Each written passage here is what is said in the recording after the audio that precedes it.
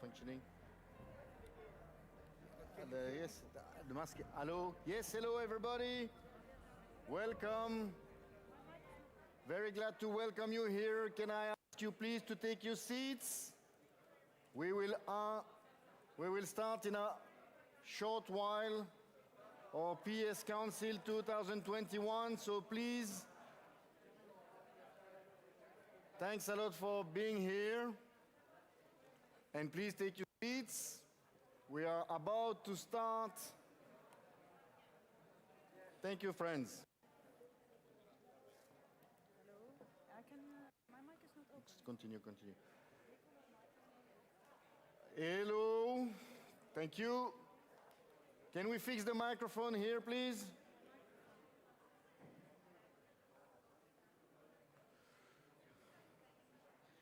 Thank you. Please open my mic. Yeah. Thank you. Yes, please take your seats.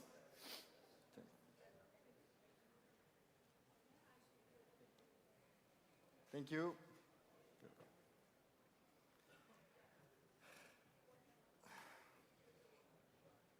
Yes? Will they play music?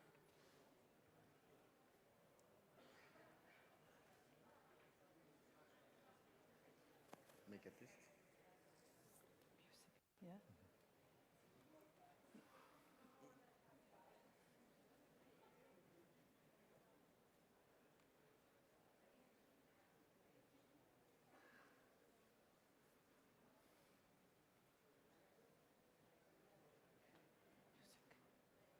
Music.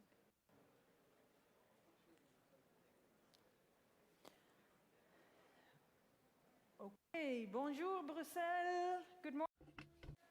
Welcome to the 2021 PES Council. My name is Saar. This is my colleague Jonnek, and we are your hosts this morning. I should say, I have the feeling we dragged you out here in the middle of the night at this hour. I'm sorry about that. But we all know that we all have the feeling it's worth it. Because if we step aside for a minute, away from the difficult times we are still facing due to the pandemic and all the consequences for people and our citizens across Europe, politically, for our family, it was a great year. It were Social Democrats who secured better rights for platform workers. It was a Social Democrat who led Europe towards a deal in the COP26. And besides all the experienced, well-known prime ministers, commissioners, MEPs, party leaders we have here, we now also have a Social Democrat as Bundeskanzler of Germany. And we have a Social Democratic first female Prime Minister of Sweden.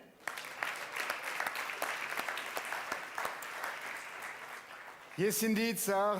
What a year, 2021. What a year for European social democracy. Victories in national election in Germany, in Norway, big successes in local and regional election in Italy, in Portugal.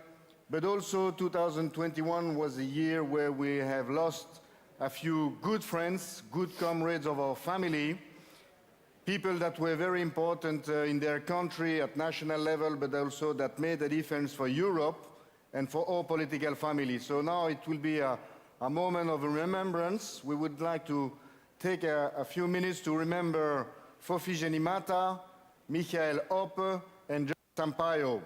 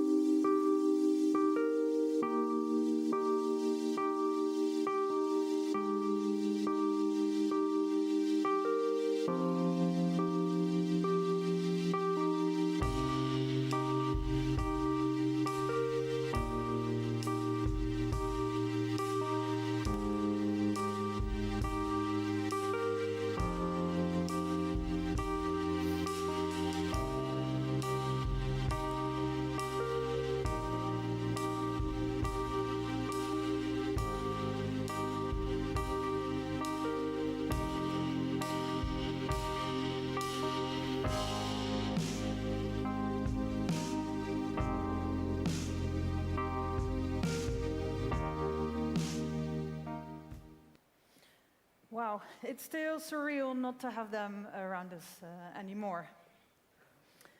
But in memory of them, we will continue to the fight for all the values that they believed in. So, we will start our show today.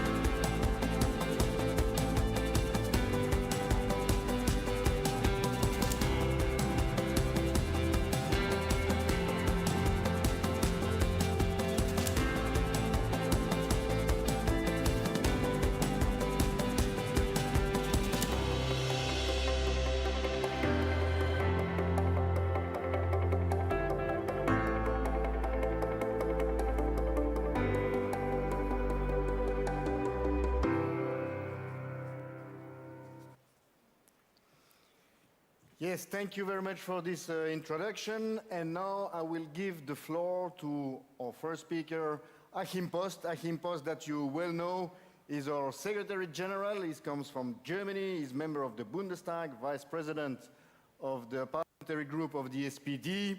So I'm very glad to give the floor to Achim. Unfortunately, he cannot be with us this morning because of Bundestag responsibility, but he wanted to be present. So I will give him the floor for the introduction. Achim, a passionate social democrat, passionate for Europe. Achim has the floor. Good morning, comrades, colleagues and friends.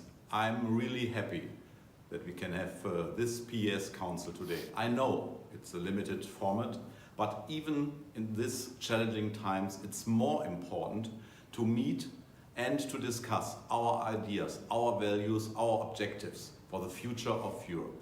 And I guess you will agree, we can do that with confidence. We are the leading family for more than 2 years in this crisis because we have a common and a European answer to the crisis. And second, looking all over Europe, we see that we have Magdalena Andersson as new Prime Minister in Sweden. We have Jonas Gahr Støre as new Prime Minister in Norway. And we have Olaf Scholz as the new Chancellor of Germany.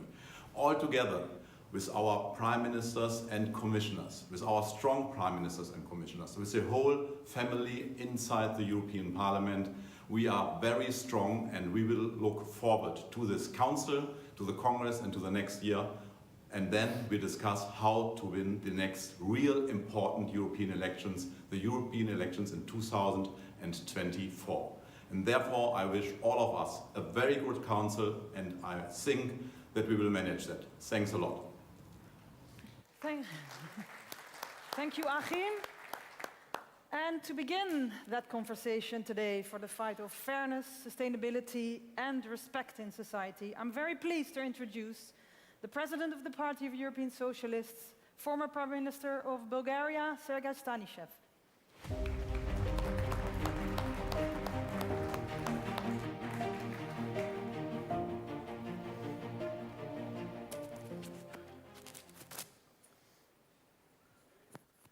Good morning, everybody. It's great to see so many of you here in this hall together.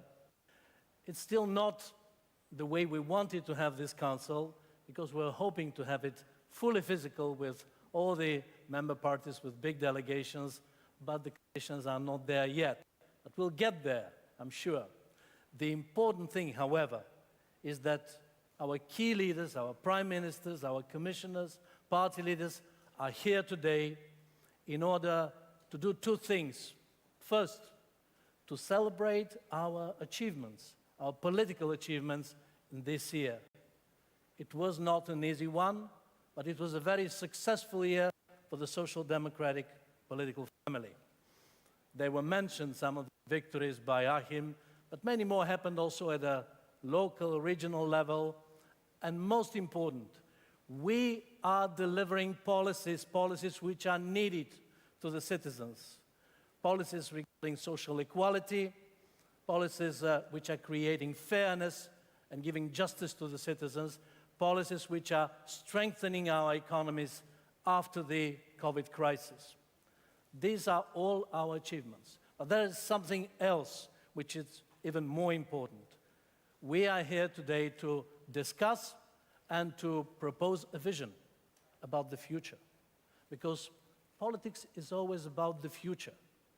We want to show, after these painful years of pandemic, economic and social downturn, that there is a new path for Europe, which is progressive, which can create prosperity for all, which can distribute in a fair way, and which will create the feeling in every citizen that no one is left behind. This is why we are here today, and we want to send our message to all citizens in the European Union. But before we start our discussions, I want to invite to the stage a very important person for our family, the President of the European Parliament, David Sassoli. David, please come to the stage. And before I give the floor to David, I would like to say a few words of gratitude to you, David, because you are chairing the European Parliament in a very difficult moment when we had the pandemic, but through all these months, from the first day, you provided that the beating heart of democracy in the European Union is effective. It's functioning, it's delivering, it was providing support to all the initiatives to have a strong European common response for the health crisis, and also pushing very actively to have a really strong recovery plan. Thank you for this on behalf of the whole family. David, you have the floor. Thanks so much, Stanisław. Just a brief address, first of all. Well, Dimostrazione che se abbiamo fiducia in noi stessi, se i socialisti hanno fiducia in loro stessi, beh, certamente i risultati non mancano. E dobbiamo continuare ad avere fiducia in noi stessi. I 2 anni e mezzo hanno riconciliato le opinioni pubbliche alla politica, all'Europa, all'idea di Europa. E naturalmente in questo momento abbiamo bisogno di continuare, che noi le prossime elezioni le vogliamo vincere e credo che questo sia alla nostra portata. Abbiamo la necessità di insistere su politiche comuni. we need to insist on common policies, because it is only thus that we can have Europe that is really at the service of our citizens. Having trust in ourselves and confidence in ourselves, I think, is the key word which has to accompany all of our work. So thank you, Sergei. For all your efforts, and now we are moving towards the first panel, which is expected by the whole audience also online. I would like to invite our Prime Ministers on stage.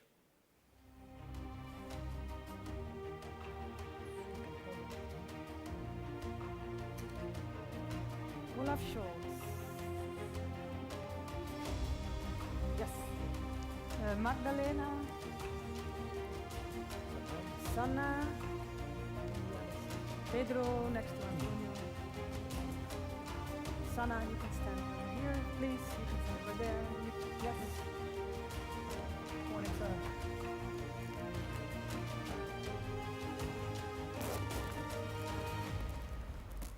So, we are starting the first debate with our Prime Ministers.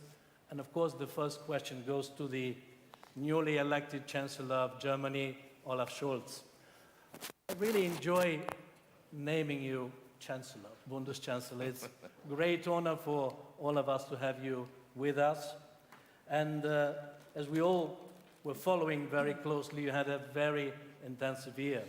Not an easy one, a very active campaign which led to victory, exhaustive talks with the for the coalitional agreement, and now you are leading the government of the biggest country in the European Union, the strongest economy, and you are fully aware that so many hopes from our family and from many citizens in the European Union are focused on you.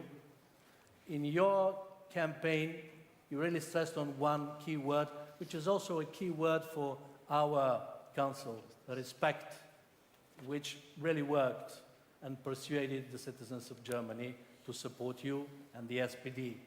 And also in the coalitional agreement, there is a very strong chapter on Europe.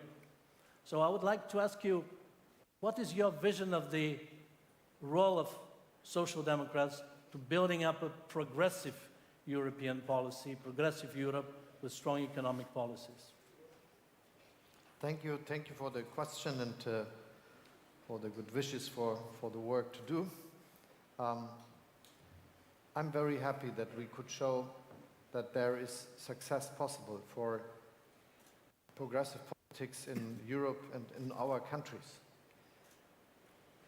The people are not that sure whether they will have a good perspective for their lives. They are bothering how things are going, and they are thinking about industrial development and all the aspects of globalization and new tasks we have to fight, for instance, against climate change. And if they look at themselves, at their families, at their friends, they wonder whether in 10, 20, 30 years they will have a perspective for a good and proper life as they have it mostly today. And this is one of the questions we have to answer. So developing a strategy how this could work, how we could modernize our economies so that there will be good jobs in 10, 20 and 30 years for all the people is one of the aspects we have to fight for, and doing it in a way that it's also tackling the big question of climate change and that we will have a climate-friendly industry in Europe and in our countries. And the second biggest question is what I called respect and what you already mentioned. My view on this topic is we live in societies where the people are not that sure that we are facing still something that could be called social cohesion. They have the understanding that too many people are just looking at themselves and that they look down to people that are doing normal jobs, for instance. But the society will only work if all the craftsmen, all the people at the shops are getting the same respect as those that are doing high professional jobs with being architects, being engineers or doctors or whatever. And my view is that we have to find a new moral level where people are looking to each other as one society. And obviously this also means that we have very strong politics supporting them. So in our case, part of our campaign was the debate about minimum wage, about a safe pension scheme, about housing and things that are important for the people. But both aspects were relevant for the success in the election and for what we have to do. Describing a perspective of industrial modernization that works for the people and describing a perspective for people, for a country that sticks together. And this is the debate about respect. True, very true. And if we zoom in a little bit more on the economical side of your intervention, how do you see the general approach of the economic recovery of Europe? First, it was a very good decision we took to fight against the corona crisis together. And the European Recovery Program is a sign of solidarity in Europe that is completely different to the way how we handled the crisis 2008 and 2009. And doing so, we realize that it works, and that it works even before the money came to the countries. So we are all developing the plans. There are first billions going to the countries, but most of the money will be used in the next years. But having done so, there is this aspect of a union that is working together that helps all countries in their own struggle. And so solidarity works, and it is a good sign for Europe. And if we look at the future, it's about all the questions that are important for our future. How we can organize digitalization, how we can change our industry that will be climate friendly, and how we will have good jobs in Europe that are competitive on the global market. Thank you very much, Olaf. Magdalena, first of all, congratulations for your election as Prime Minister of Sweden, the first female Prime Minister. We are very proud of you. And as you know, the just green transition is at the top of our agenda. What role should social democratic governments and the PES play, in your opinion, for pushing forward the green transition?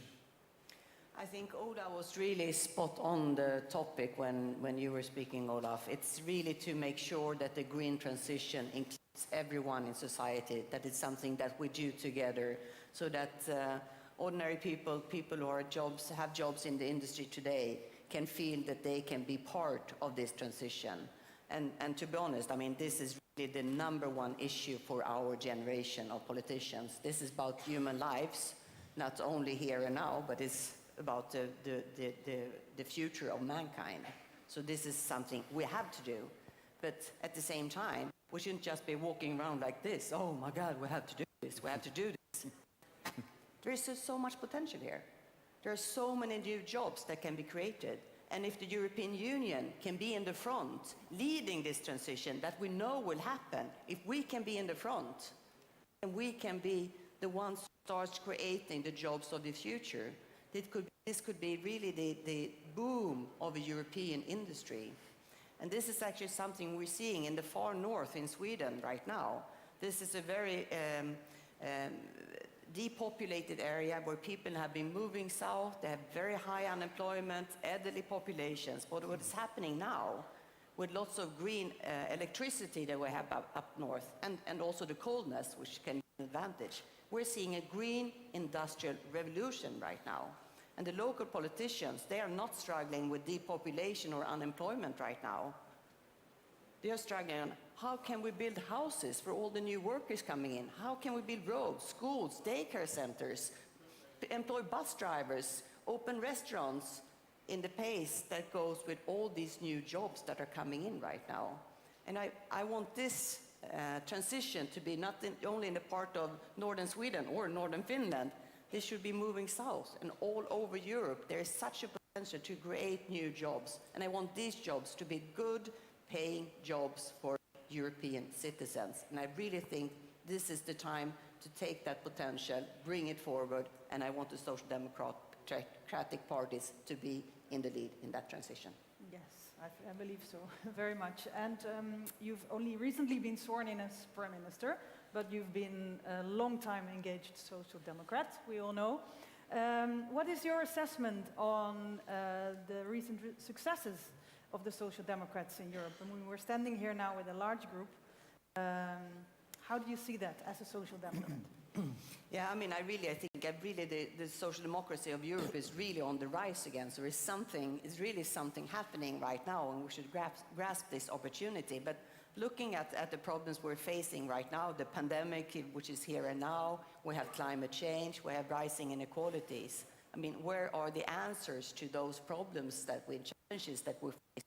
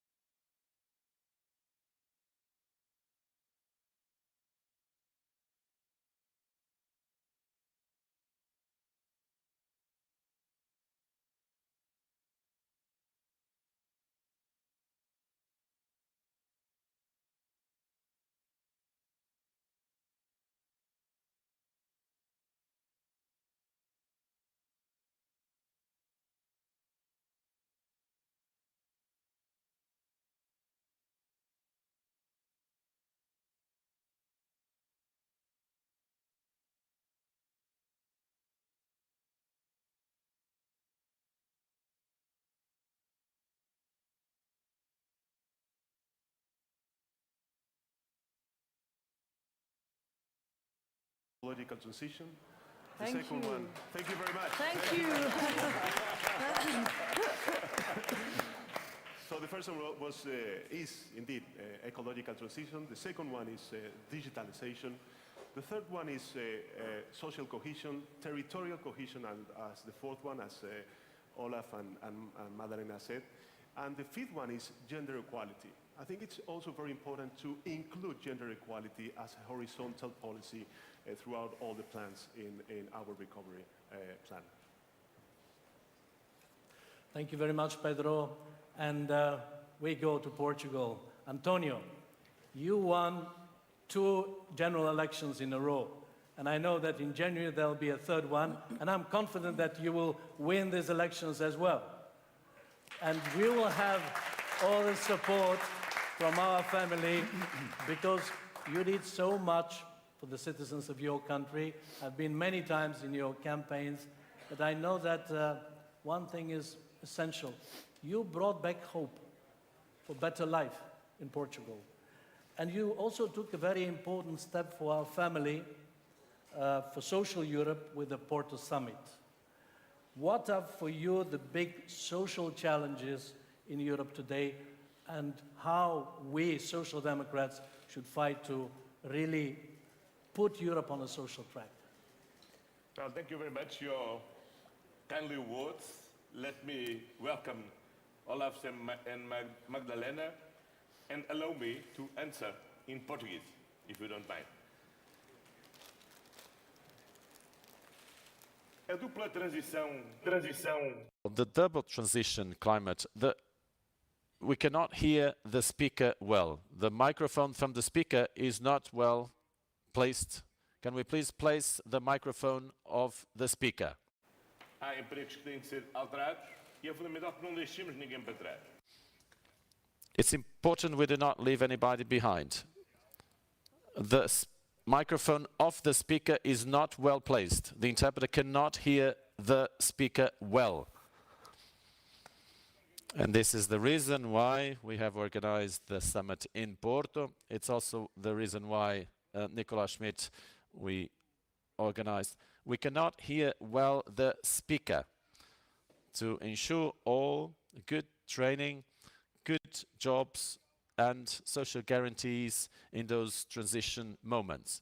These almost 2 years of COVID have shown us the importance of the European social model and a spirit of solidarity that have been that we can see in protection measures in the moment when we have tested and tested again, and as well when we came to vaccination, but also in the moment when we adopted the recovery plan that we have adopted, so that we can all fight COVID, not just a sanitary measure, but also its consequences or impacts in terms of social impacts, but economic impacts. So social democracy should be at the heart of Europe, because only then we will be able to live in solidarity this huge opportunity of transformation that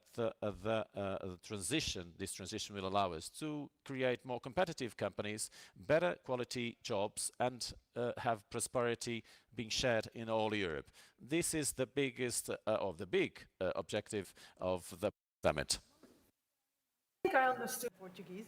And again, if we zoom in a little bit, you've explained about how you did your policies now and with the social summit and everything.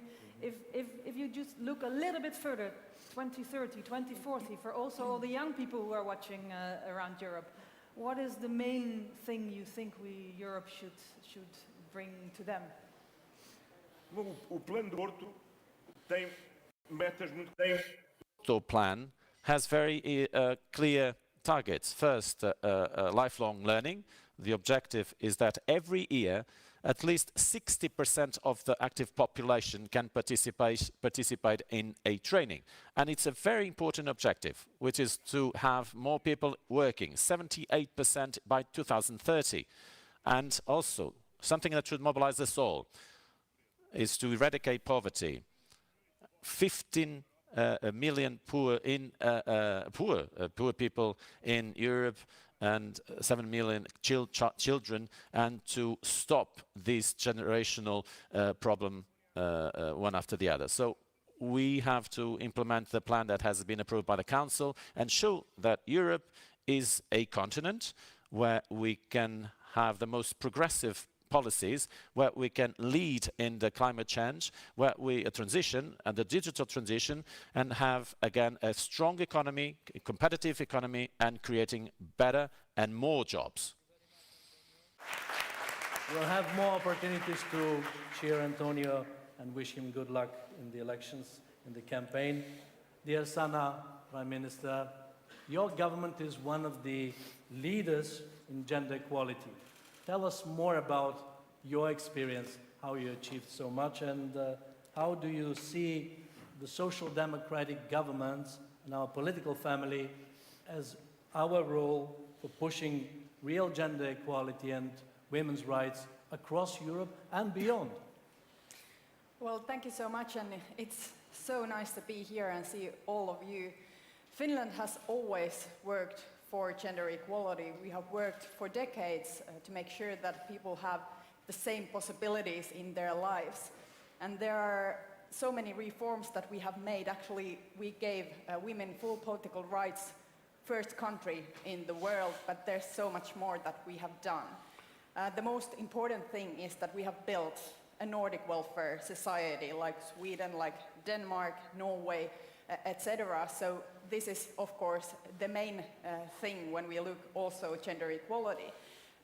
Daycare systems, parental leave systems, of course, education in all levels, from early childhood to adulthood. This is very important. And making sure that people will have all the possibilities also enhances gender equality in many ways. So it's not only that we have women politicians in charge, it's the basis that we have built on welfare society that enables people to make sure that they can fulfill their dreams, that they can pursue their dreams in their lives. So I think this is the message that I want to send, that we have to make sure that we are building societies in a way that enables everyone to make their life as they want to make. Yes, and we've been talking a lot about social policies, climate, economy, things that are going well in Europe. But we also seen a worrying trend in relation to democracy and the rule of law in the Union. So what do you think we should do to defend the rule of law and democracy in Europe? Well, first of all, as leaders, we have to make sure that every member state of European Union is respecting the fundamental values of European Union. If we give up these values, human rights, rule of law, democracy, freedom of people in Europe, then we are losing the whole European Union. We have to make sure that we are respecting the fundamental rights that European Union was built on. I think later today we will also discuss these issues in European Council. We have discussed these issues also in the past, and I see a very troubling situation in some European countries, Poland, Hungary, but also this is something that is spreading. More conservative voices that are challenging the fundamental values, the fundamental rights of people, and we have to say no to this. We have to say no, and we have to make sure that the future is also progressive, that we will make sure that every European citizen, no matter where they live, if they live in Poland, if they live in Hungary, in Spain, in Portugal, in Finland, the Nordic countries, we have to make sure that every European citizens have the same rights, that every European citizen can live a good life. And this is why we need to make sure that we respect the values that European Union was built on.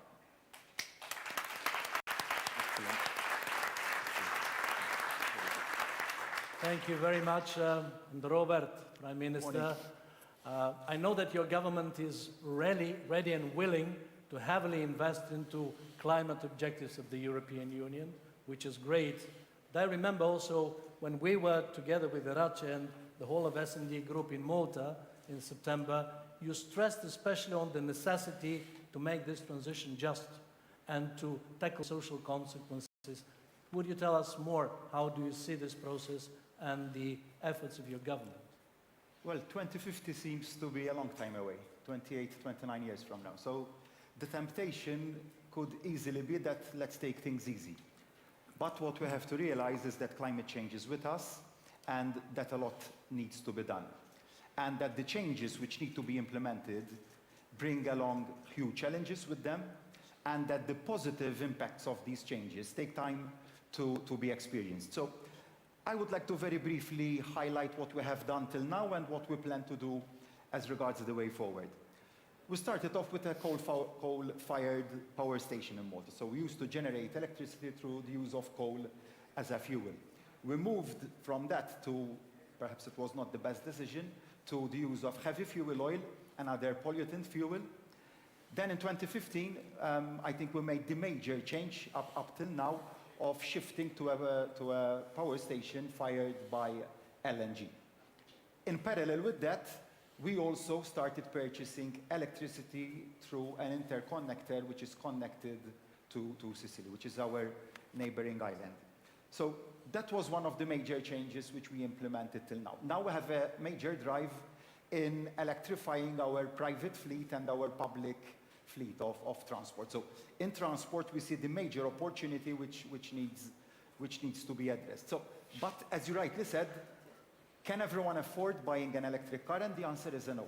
Taking the average price of an electric vehicle, it comes at around 1.5 times the average annual salary of Malta. So what we did in the last national budget, which was announced a few weeks ago, we gave a generous incentive of 12,000 euros for every citizen who takes the plunge and decides to scrap his old ice-powered vehicle and shifts to an electrically powered vehicle. And we're also thinking about other changes, such as a shore-to-ship facility. We've already installed our first facility of that kind. So, as you know, Malta is very much dependent on the maritime transport. We're an island, a small island at the periphery of the Mediterranean, so we definitely depend much on the maritime industry. And the shore-to-ship facility basically allows us to switch off the engines of ships in harbor. Unfortunately, most of maritime vessels up till now are operating on heavy fuel oil, which is a huge pollutant, but that allows us the facility of switching off the engines and generators of these vessels and having the electricity supply being given to them through a shore supply. We're also moving that project now to our commercial port, so we're basically shifting in that direction as well. We're also investing into a €500 million project as a waste-to-energy project. So whereas waste has always been regarded as a minus, we're now seeing waste as basically something which we can use to convert to energy. So rather than seeing waste as a minus, let's use waste as a resource. Other changes which we did were the shift to electric vehicles I've already mentioned, the building sector, which is very crucial in Malta. The building sector is one of the major pillars of our economy. The small size of the island makes land very precious, and it is true that the building industry is the major investment in Malta, or rather one of the major investments. So we're focusing there on changing our building techniques in order to have more energy efficient buildings. But the way forward, we all know that LNG is a clean gas, but it's an intermediate fuel. So the shift has to be to hydrogen and to renewables. And there again, we have our challenges. So people ask me, how come Malta has only 10% of its energy coming from the renewable sector? And I have a very simple reply to that question. Let's take solar panels. So people are asking me, how come an island like Malta, which has basically sunshine on most days of the year, does not have much solar panels? Well, we have a problem with land size. We're limited. So it's either we go and take up agricultural land and install solar panels, or we go offshore. Those are the two options. We're maximizing the limited space which we have. We're also looking now into offshore installations. Same goes with wind power. But coming back to the second part of your question, the social aspect. let's understand that not everyone can afford to make this transition. And when launching our national budget, we took that in mind, that some people, notwithstanding all the incentives that we give, some people will still not be able to buy their vehicles. So what we did was, as of next year, we're giving free public transport to all. I believe we're the second European member state to have that, apart from Luxembourg. And there, basically, we're giving the same opportunities for all to be able to make this transition. Thank you so much. And because of the time, and you all need to go to the European Council later, we also have our common candidate still giving a keynote speech, and we need to take a family photo.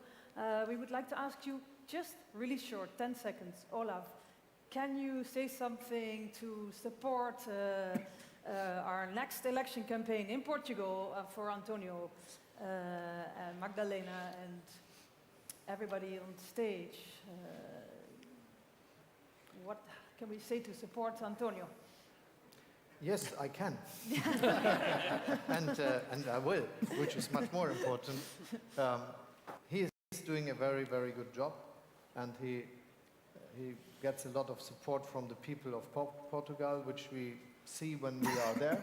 And I really loved being in Portugal and discussing with Antonio and his friends about the political strategies of the country. So I'm absolutely confident that he will be successful in this campaign again. But the more important message is there is again a time for social democratic policies in Europe and in the world. And it's about the aspects of the life of peoples. And this is mostly the question of respect and a good future, and you're dealing with it. And so I'm absolutely confident that you will be successful in your campaign, and Magdalena as well. She is doing a good job.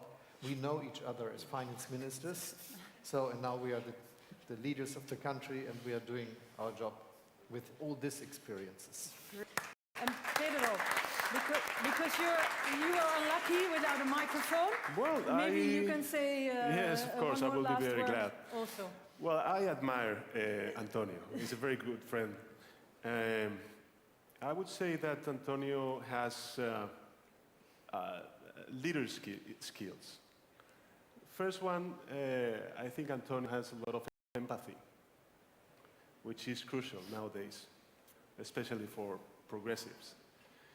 And secondly, he's always looking and working for an agreement. He's a great negotiator.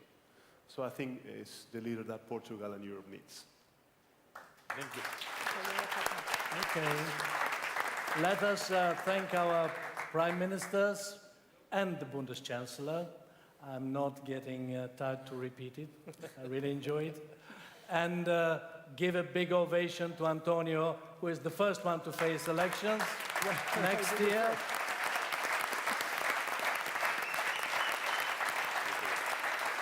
And can I please invite all the speakers of today from the panels to join us for a family photo. Please keep your masks on, and then when you walk, you can have your mask on. When you stand down, we can take it off once you're at your place.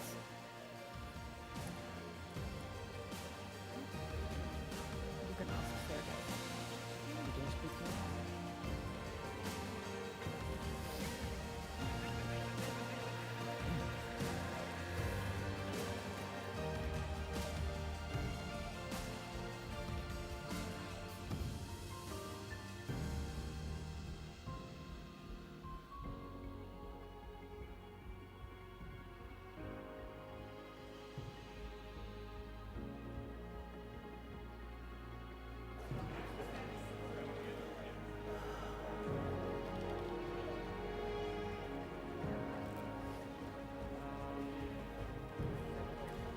Paulo was on the other side. It was.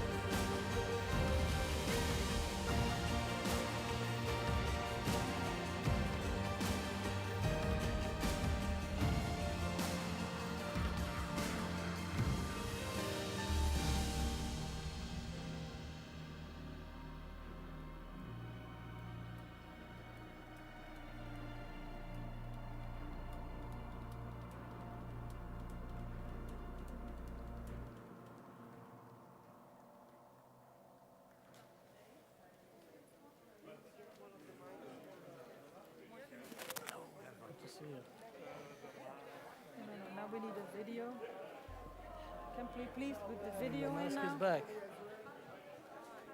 Can we have the video? There should play the video now. Thank Come you. on, people. Jesus Christ. Thank you. Okay. That's good, Okay, yeah. thank you. We will be Thank talking you in a very bit.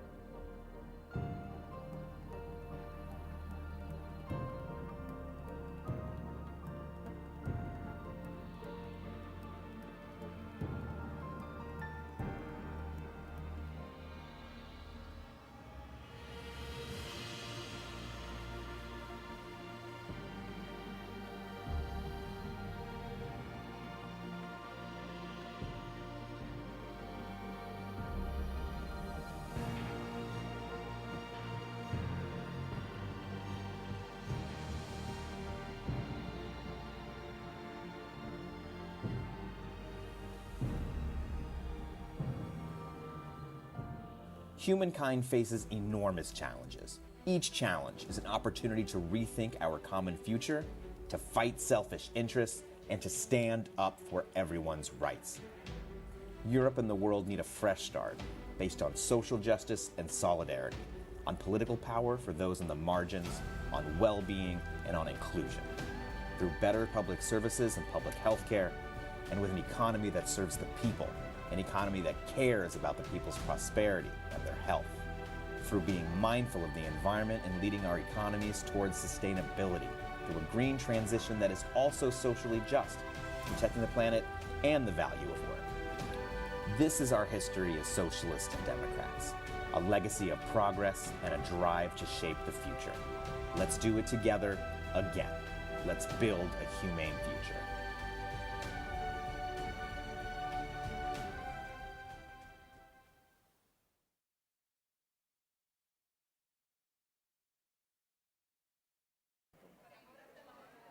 Thank you. We can ask everybody to take their seat. Yes, thank you.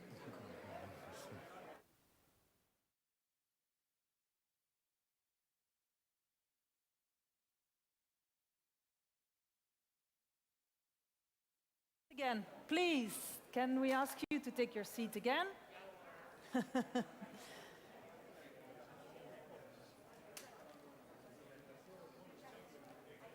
Everybody, can we please take your seat again?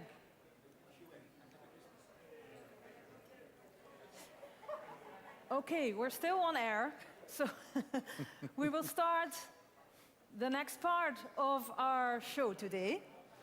And I'm very honored to introduce our PES common candidate and Executive Vice President of the European Commission, Frans Timmermans.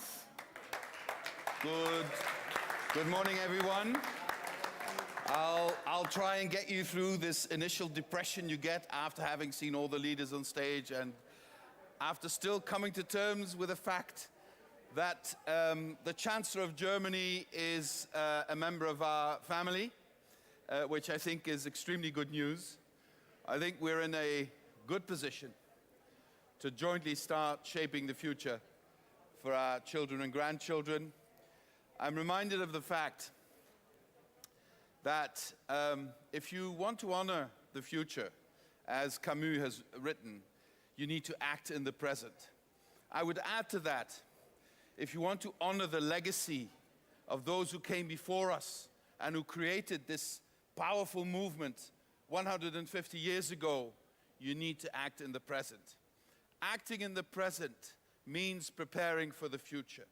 And the one issue that will determine the future of Europe, of the world, and of social democracy is whether we are capable of forming this transformational age into a fair and just society. That is the essential question, my friends, we are facing.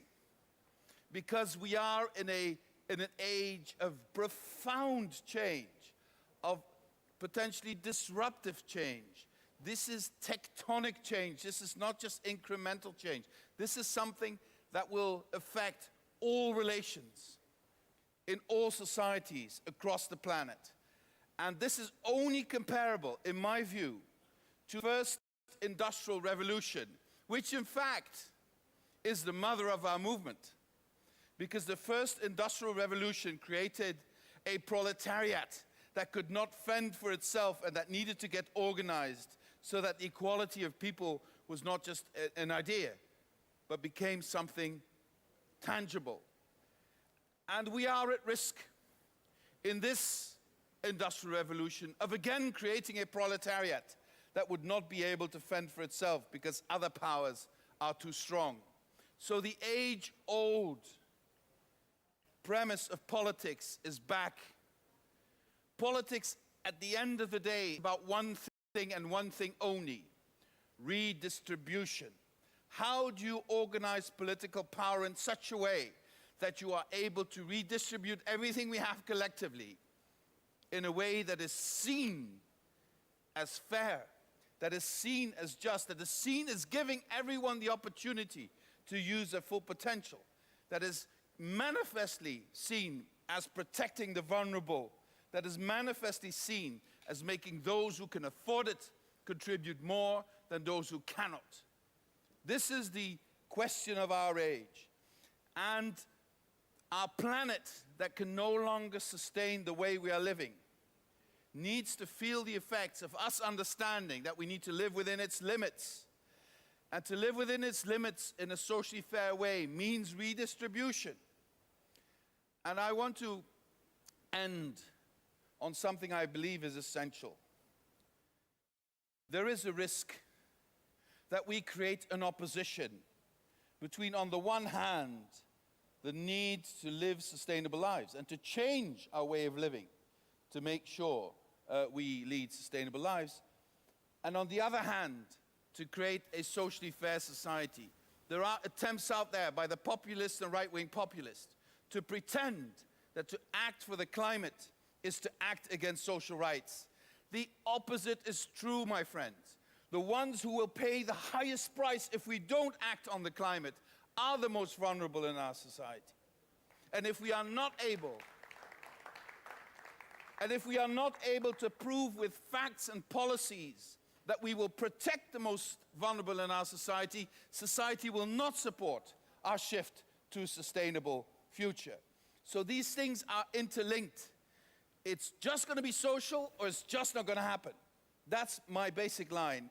And the ones who can be trusted with making this society a fair society are the Social Democrats. That is our legacy, starting in the first industrial revolution. That is our plight today, to make sure that we prove to society that there is such a thing as a fair transition to a sustainable society. That is what we need to prove. There's a Flemish writer called David van Rijbroek, brilliant man. And he cornered the concept, which I find very compelling, of us acting like colonialists in time. We colonize the future of our children and grandchildren if we don't make sure that we prepare our planet for a sustainable future. In other words, if we keep spending the future instead of investing into the future, we leave our children and grandchildren a barren earth. But if we start transforming our society so that in the future we can live sustainable lives, we don't colonize the future, we promote the future, and we think of the interest of our children and grandchildren just as much as our grandparents thought of our interests after the Second World War. It's our legacy, it is our present, it is our future. Let's make it happen. Thank you, Frans.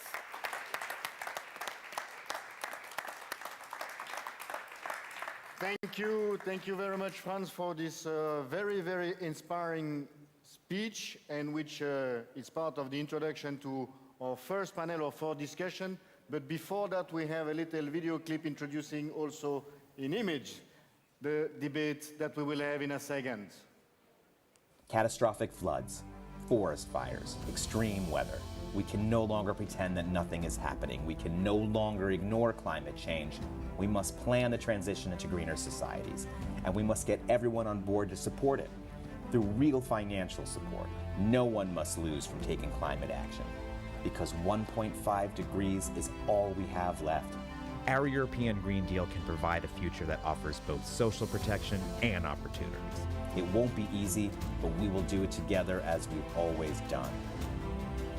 The green transition must be effectively implemented through regional policies, supporting all those affected and investing on equality. We, the European Socialists and Social Democrats, will continue to follow our profound commitment to social justice.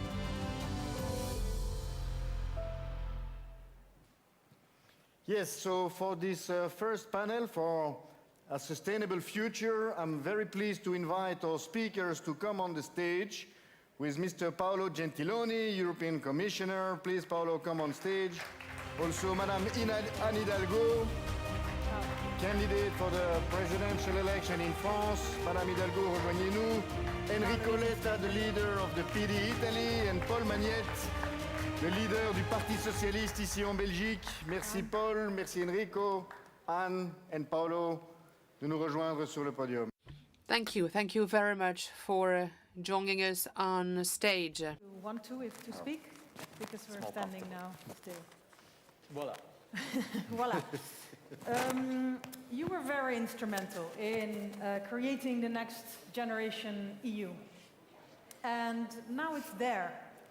We really want to hear from you on what's next for our sustainable recovery. Well, good morning. Indeed, I think we should be proud of what was done by the European institutions and governments. As Olaf just said, the fact is that the impact of these decisions came even before their implementation, because this was a message that we are reacting together, and that for the first time we are using our common finance for common purposes. Extraordinary decision.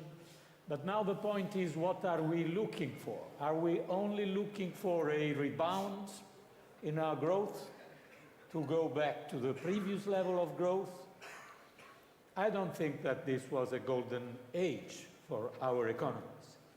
So the point is, if you are able, with these plans and with other initiatives, to bring to Europe a durable and sustainable growth, we will not be satisfied with only a rebound.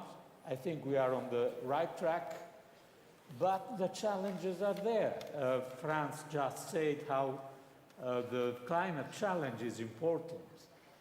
And indeed, we will need a lot of money in the next years, a lot of private investments, a lot of space for public investments. We will discuss our fiscal rules, but we can't imagine that the climate transition will be only for countries with fiscal space, as we say. So the fiscal initiative will be very important to guarantee all member states in Europe the chance to have this fair and green transition. So very good until now, but quite challenging what we have ahead of us, and the role of the Socialists and Democrats will be key, of course, because nobody is, as we are, capable to stress the importance of growth, sustainable growth, and fair growth.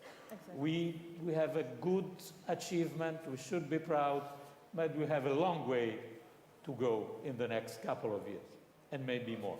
Yes, indeed. And you touched upon it already a little bit on the fiscal justice, which also goes with it, and Europeans, they are angry about it. You're also a front runner, a fighter for fiscal justice. Can you tell us a little bit more about this as well? In the context of the sustainable growth. Again, it was, I think, a good year, and the result of the change in Washington. I think that Biden was absolutely crucial to make possible this global agreement on minimum taxation. And this will be a gigantic step forward in fighting tax avoidance, tax evasion.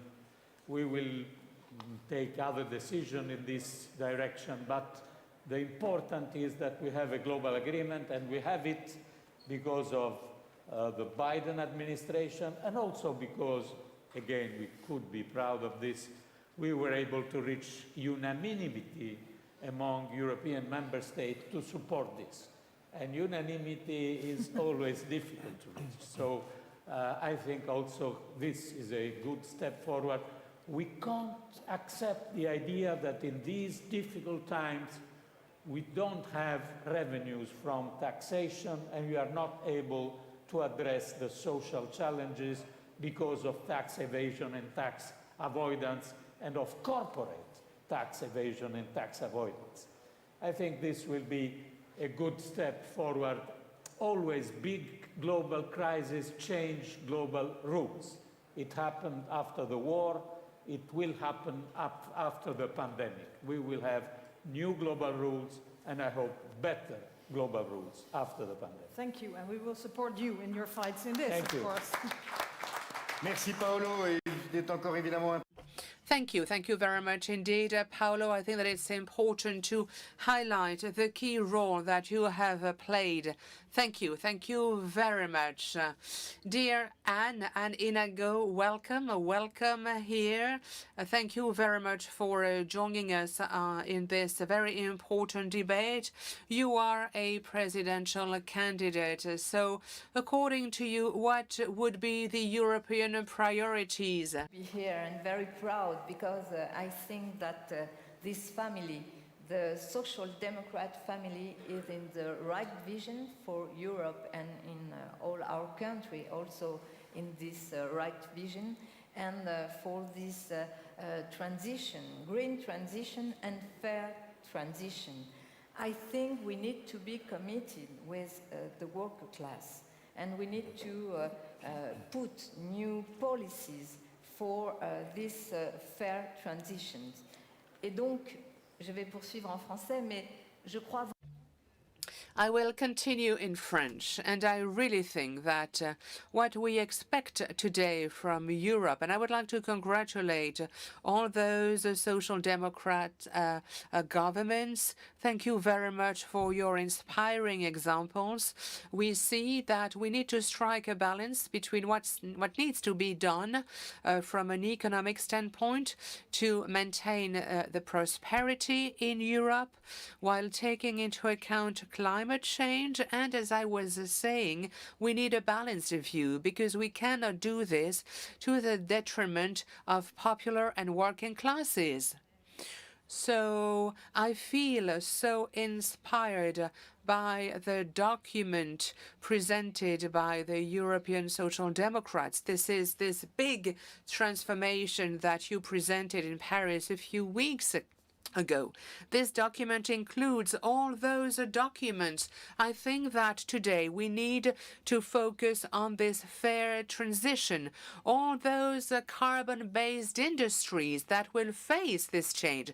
I have in mind the automotive sector. I have in mind European agriculture. I also have in mind those new sectors that will not be negatively impacted, but they will be faced with very strong growth. Because, for instance, those are the sectors linked to renewables. I am also thinking about the evolution of our European economic model and the fact that we will find prosperity while leaving these carbon-based economies and moving towards renewables. So we need to put in place proper policies and measures. It means, and I would like to take a reference here, in the 80s, at EU level, under the impulse of Jacques Delors, with his idea of social Europe, and I'm looking at Enrico, back then the idea was to implement flanking measures, supporting measures. At that time, it was the steel industry, the metalworks industries that were going through transition. So we had at that time the European Social Fund, the structural funds, and those funds were there to provide support to the training of the workers in those sectors. And they provided for a cushion, so to say, to those workers who were at the end of their vocational and professional life. So I believe that we will have to find those tools, those instruments once again. I know that now at the level of the ETUC, there are flanking measures and there is a fund available, but I think that we needed to make it much more powerful, and the onus is on the European institutions, Parliament and Commission. And then in each country, we need to be able to implement measures that will help workers. This is our role. This is where we should be as Social Democrats in all EU member states.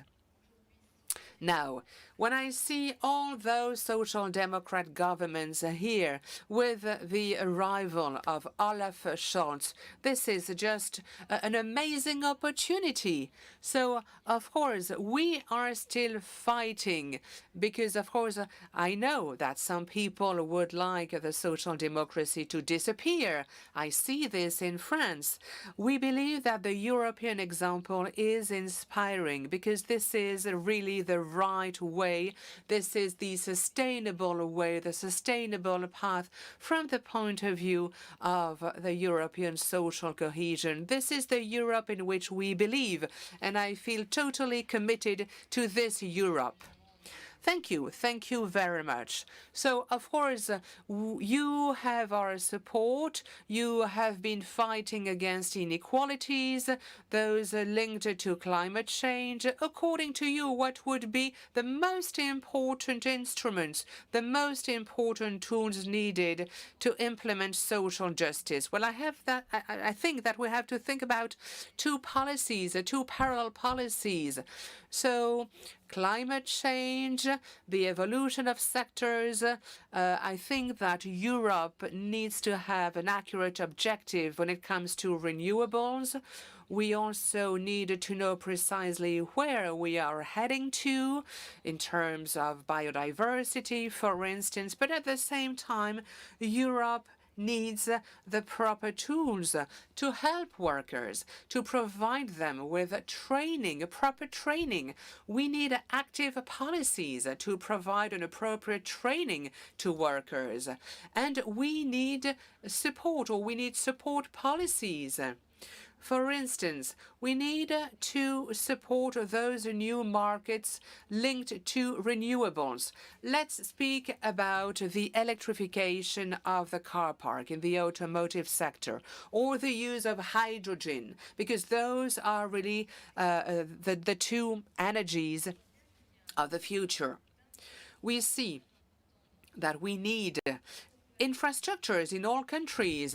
If we want to promote the electric mobility in France, for instance, we need infrastructures, we need charging stations. So this is a purely industrial issue. Of course, I know that countries can help, but the EU level could help as well.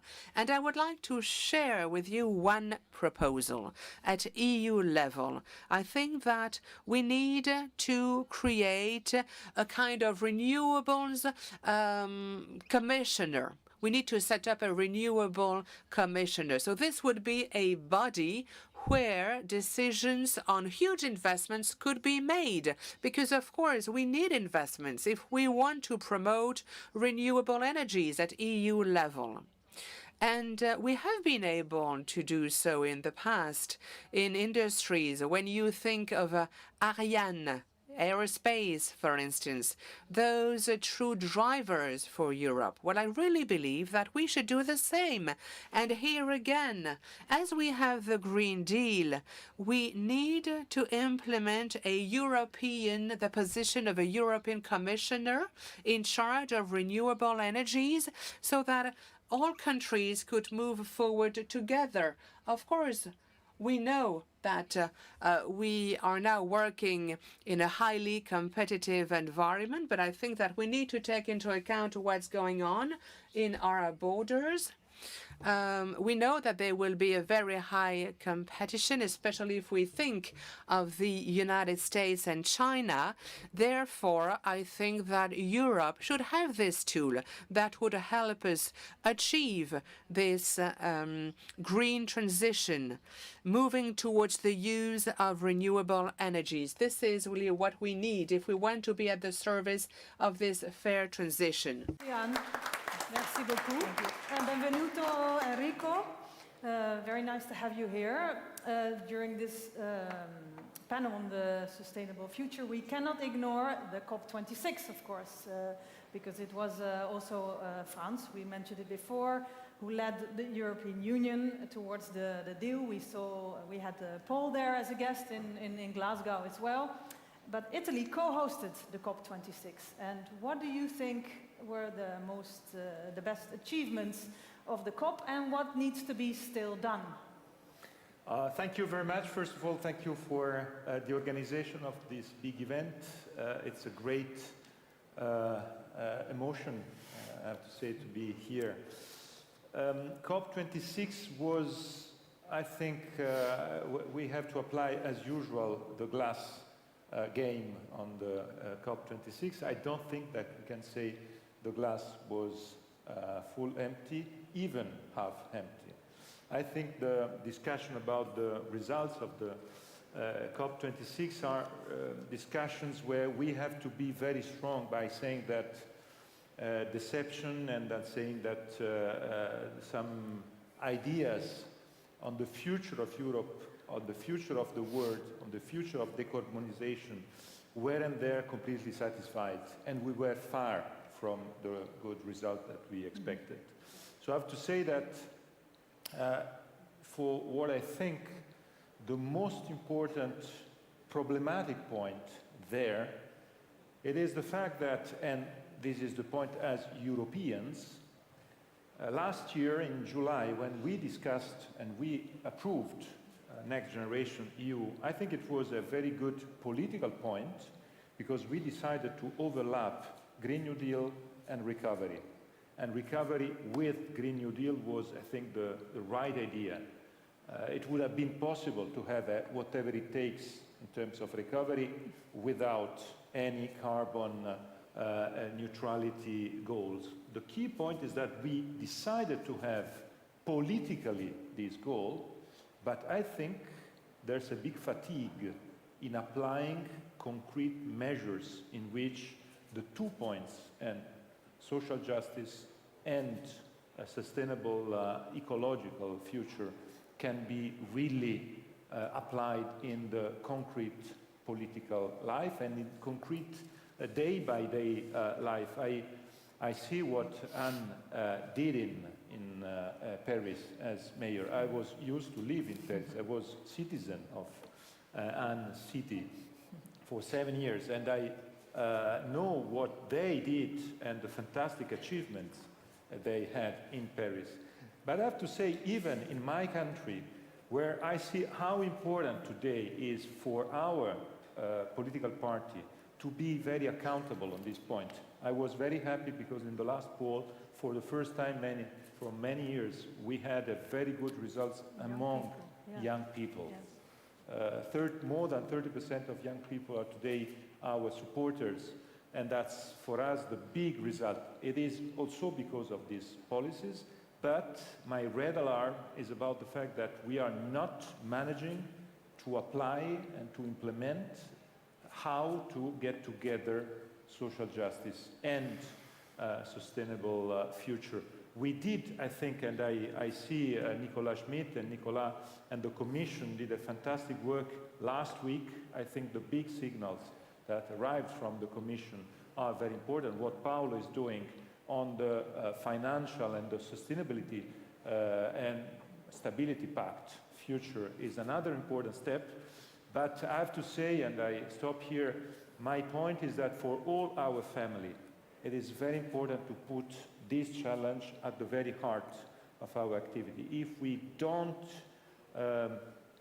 succeed in putting the idea of what are in concrete the measures in which social justice and sustainable and climate change, fight against climate change, how does it mean in terms of transition for workers in the automotive sector and the rest? Otherwise, it would be a disaster, and we will lose, because a salary of the people and daily life for the people is, for us, the first need, and this is why I think this need has to be our big challenge for the future. Thank you. But before we go to Paul, I don't want you to stop here completely, because we have to mention that PD had electoral successes recently in Torino, Bologna, Milano, Roma, Napoli, which was fantastic. But what do you think it is that the citizens of those cities drew to the green transition policies of PD, that they gave you the trust? I think the most important part was the link that we were very good in proposing between our policies for urban and for cities and the recovery plan at European level. Because I think we are supporting this government. Draghi's government is doing very well in Italy with our support. We are the pillars of the government. And the government is succeeding in trying to put the right missions within the recovery plan. And the first mission is sustainable transition and digital transition. And the country, Italy, is a country where we live at two speeds, as you know, south and north.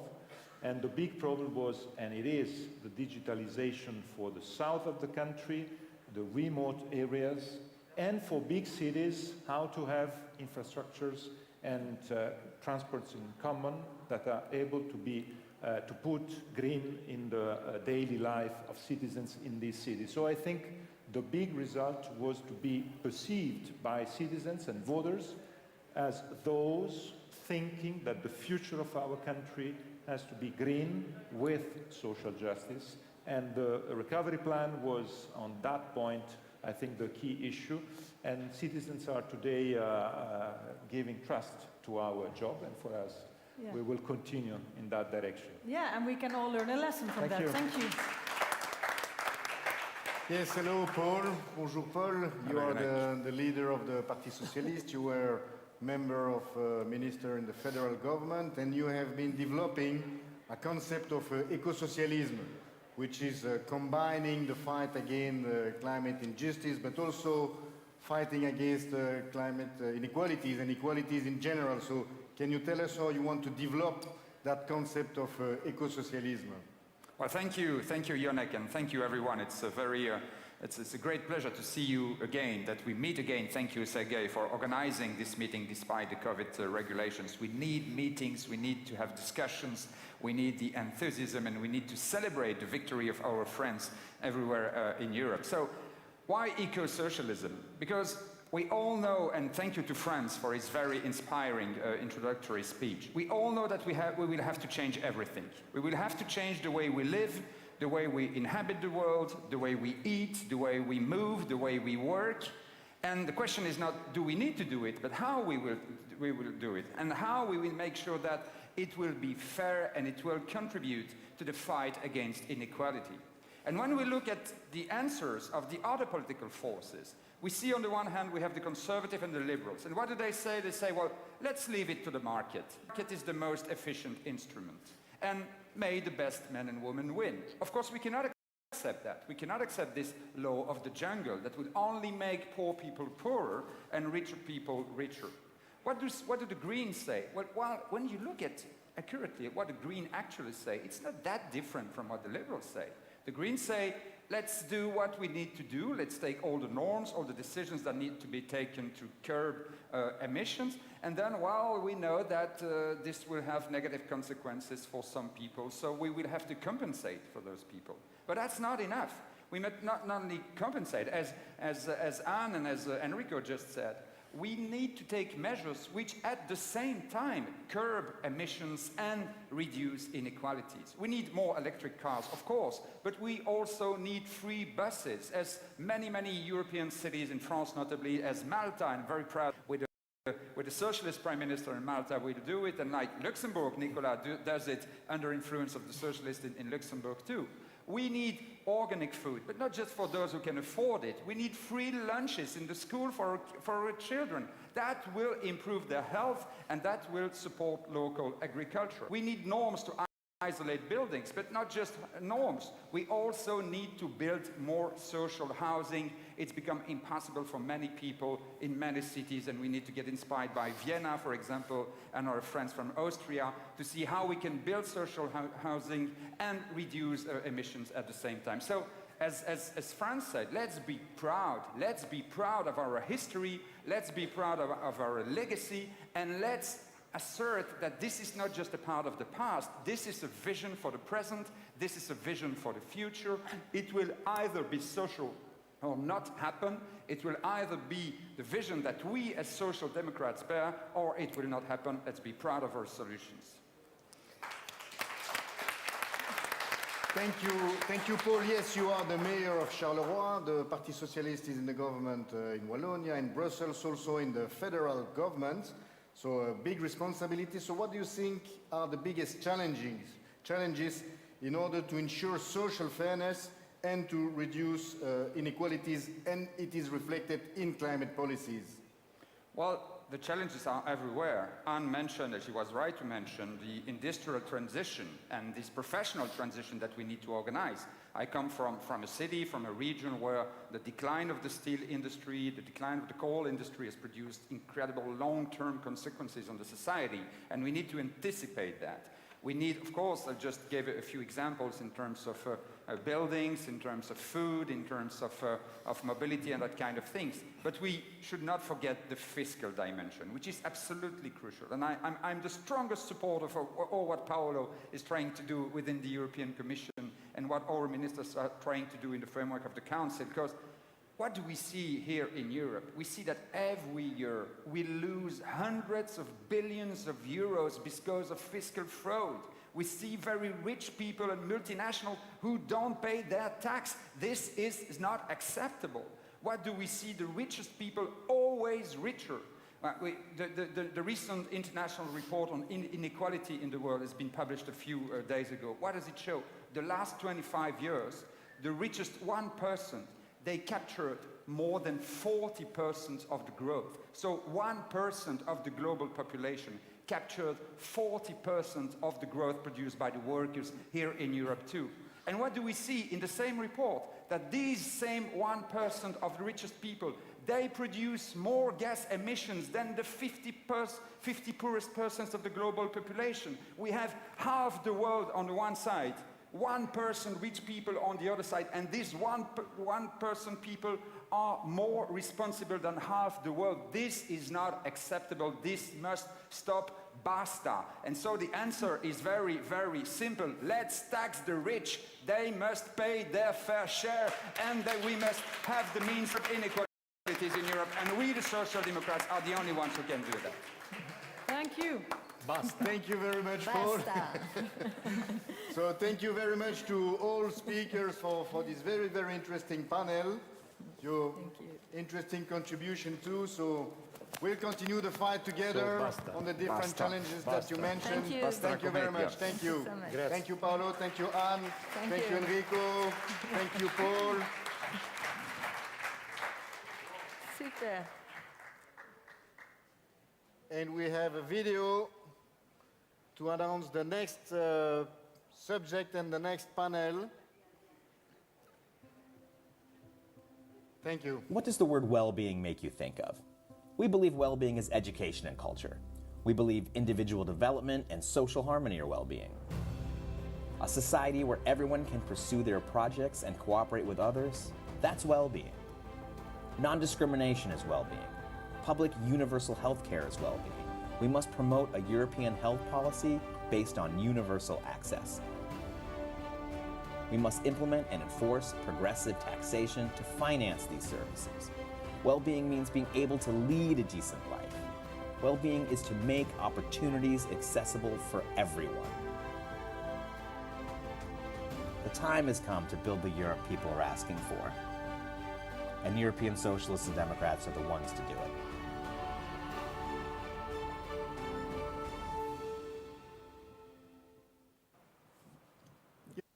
So now, in order to introduce the second topic, the second panel, which is about fair chances, a Europe of fair chances, I'm very glad to welcome on stage the leader, the president of our parliamentary group in the European Parliament, the S&D group, Irache. Irache, be welcome. And again, congratulations for your re-election as leader of the group. Well done. And we are very glad to have this wonderful cooperation, the group, S&D group, PES, commissioner, and all our ministers and prime ministers, and the good work that we are doing, and especially the leadership that you are showing in the European Parliament. So, Irache, the floor is yours. Thank you, Jonek. Dear friends, dear colleagues, it is a pleasure for me to be here today with all of you in this year's PES Council. As a president of the S&D Group, I'm delighted to see how the progressive family is making a step forward for our movement for Europe and for its citizens. Yes, for citizens, for their well-being and their chance to have a better and fairer life. Unfortunately, our council comes in the hardest of time. We are still fighting the pandemic and its consequences, economic and social ones, and also inequalities. But I am sure that we will defeat this crisis together. It's important to do it together. Our main goal now is to overcome the effects of the pandemic, and this will require a big effort in almost all policies areas. At the same time, the Union must not lose sight on the climate emergency, growing inequalities, the digital transformation, and the Union's relationship with citizens. Unfortunately, as you know so very well, we also have to tackle the worsening of the rule of law and the new wave of populism and nationalism. The European Union, acting together against the pandemic, have shown again that it can make a difference to protect the living condition of people. Thanks to our efforts and the leadership of our political family, we push for a fundamental change in the European response toward the COVID-19 crisis. We push for a decisive agreement and political actions that have put the EU in the direction of the recovery. The response to this crisis is very different from the response given in the past. We cannot stop now. Austerity times are over. We should pay attention that the economic institutions are saying, like the International Monetary Fund. They are calling for a stronger fiscal response to the crisis. And now these institutions are finally joining our political family on our claims to go beyond the DGP logic. Yes, people's life and the environment should be placed at the forefront of public policies. Fiscal rules should exist to serve the people and their lives, and not the opposite. This change of model only acknowledges that we are in the right direction. We need to explore a new windows of opportunity. It is possible to respect the system in which our societies operate in a way that will guarantee human progress in our planet, without exploiting workers and without witness how the few become richer and the many have less opportunities.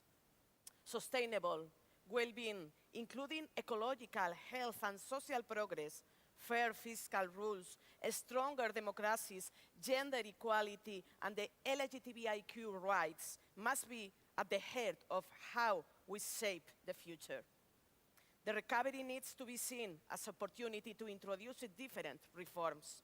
We need to focus on good and fair reforms, those based on the ecological transition, solidarity, social justice, equality, high-quality public service, and employment. Dear colleagues, the European Green Deal and the Pillar of Social Rights are our roadmap for a more sustainable model where ecological, social, and economic indicators have the same level of importance.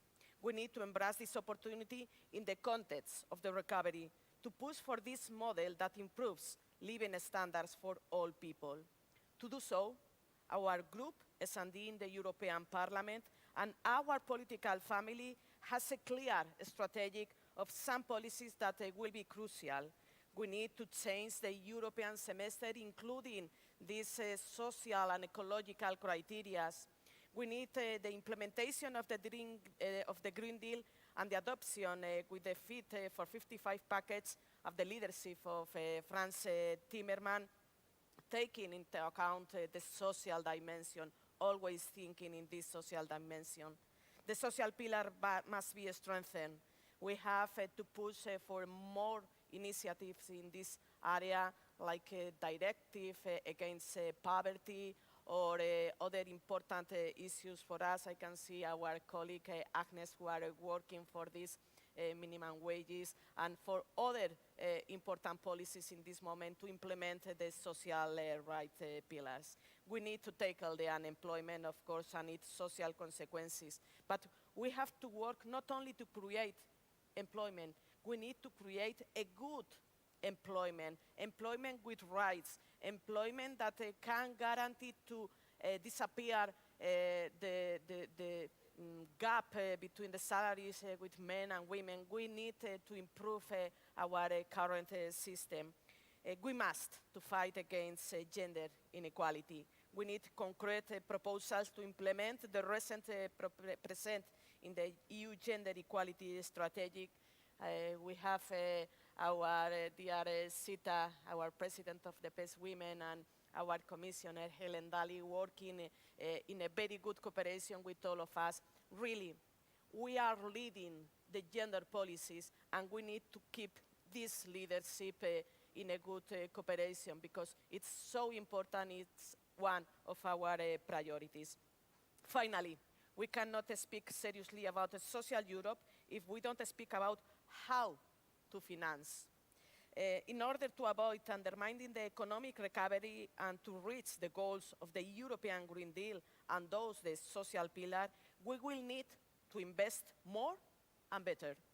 With growing challenges, the EU needs to strengthen our budget by collecting new own resources. It's so important for us, and we can be done by targeting tax evaders, speculators, and big polluters. Dear friends, before giving the floor to the panelists, let me add one last thought. We need ambition to seize the momentum and deliver in our commitment to improve people's life, because we are here for that, to improve people's life.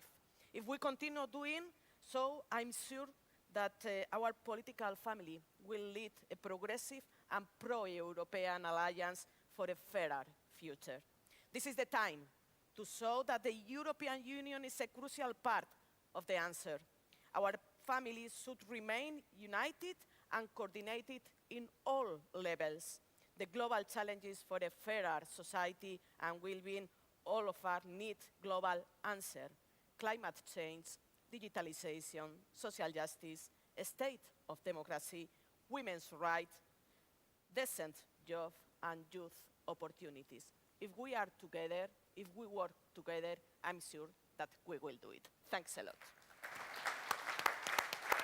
Thank you, Irache. Thank you. Yes, we are also sure that we will win, and thanks also for reminding how central the fight for social Europe has been in our family, and it still is, and will always be. And it's a good transition for our second panel, and I'm glad to welcome on stage Nicolas Schmit, our Social Rights and Jobs Commissioner. Welcome, Nicolas. Also, Pamela Rendi-Wagner, the leader of the SPO Austria. Alexis Tsipras, which is with us. Hi, Alexis, welcome.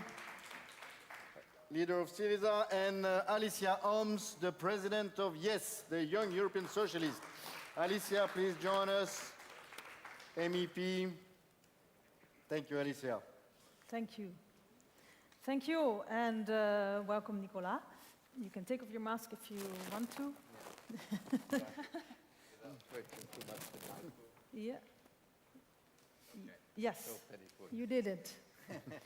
Well, welcome, Mr. Social Europe. Together with the European Pillar of Social Rights, the Porto Summit, you've brought some groundbreaking initiatives for this Commission. We talked about it before already. Extra rights for platform workers, minimum wage.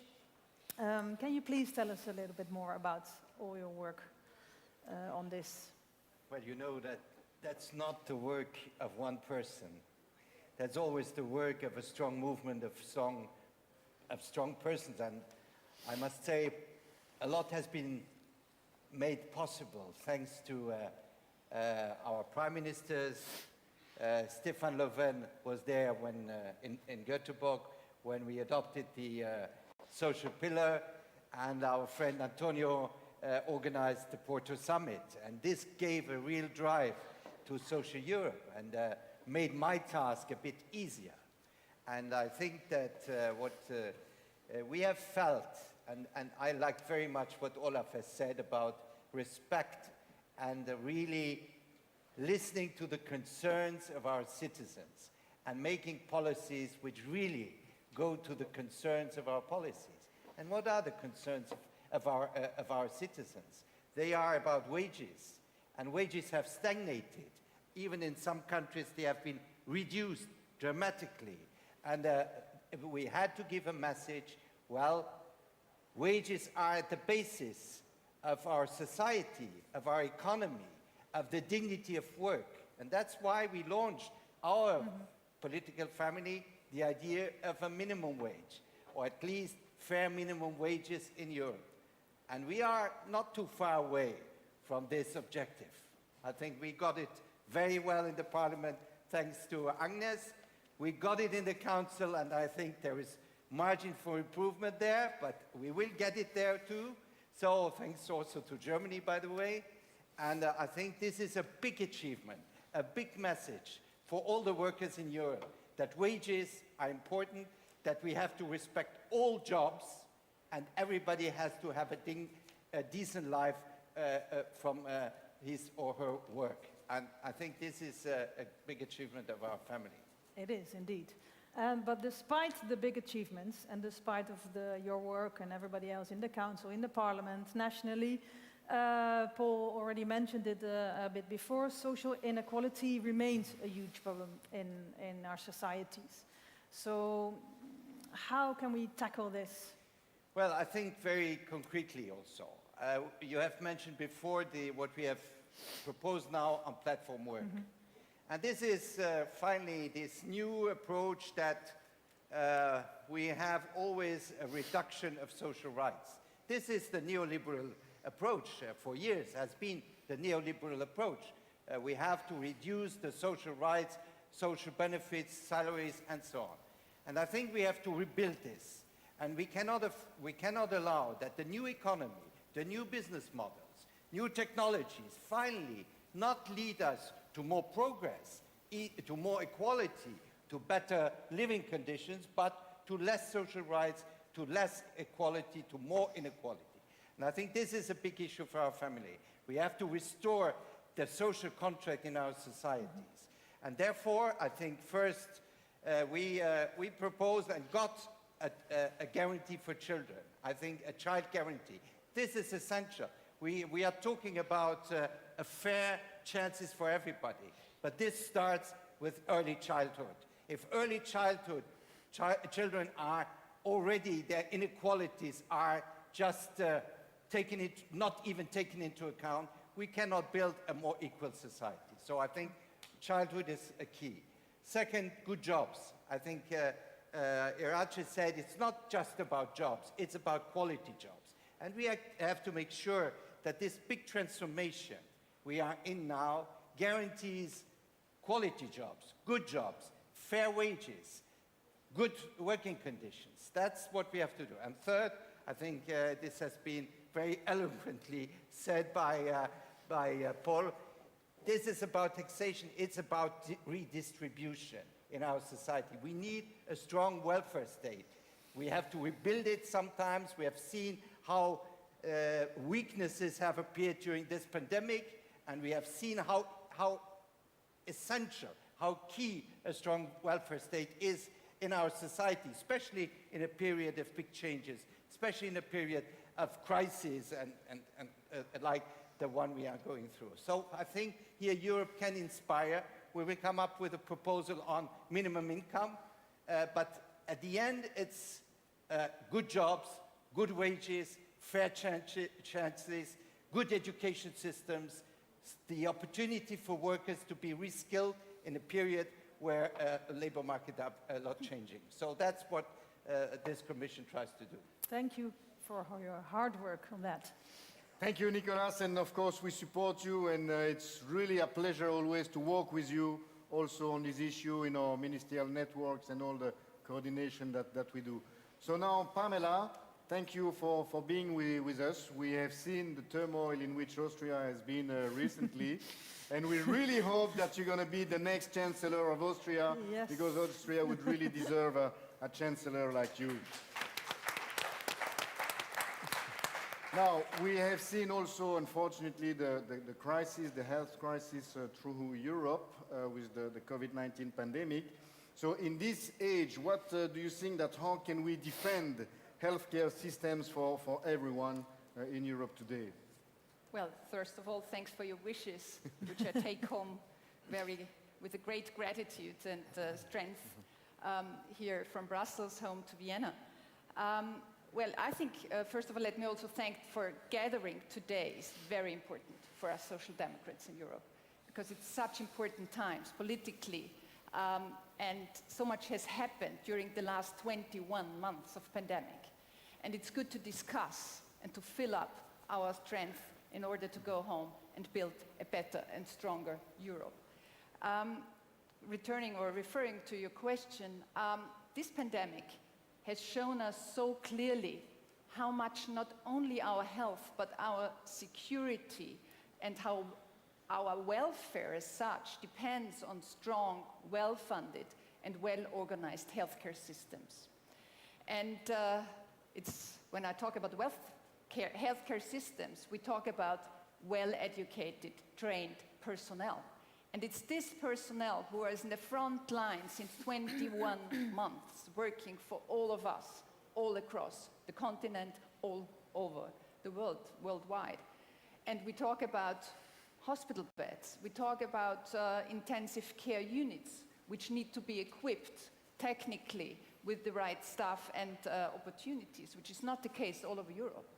So seeing this dependency, we have also to remind people and ourselves that it was us Social Democrats, who always defended for centuries this universal health care against much protest, against much resistance of other parties, the liberals, the conservatives, who wanted shortcuts all over this healthcare system. Now we are happy to have enough hospital beds in Austria, in the intensive care units, and so on and so forth, and that it's well funded.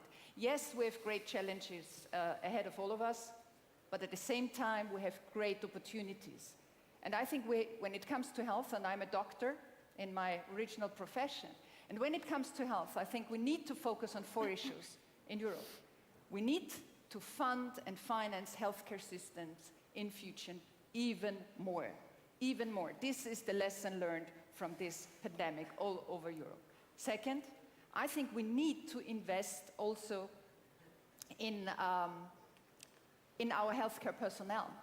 We need better working conditions for the healthcare workers who are on their limits. They're reaching their limits since months. So this is very important. We have to guarantee that every European citizen has access to universal health care across Europe. This is another lesson learned, and we have to be better prepared for future crises in Europe.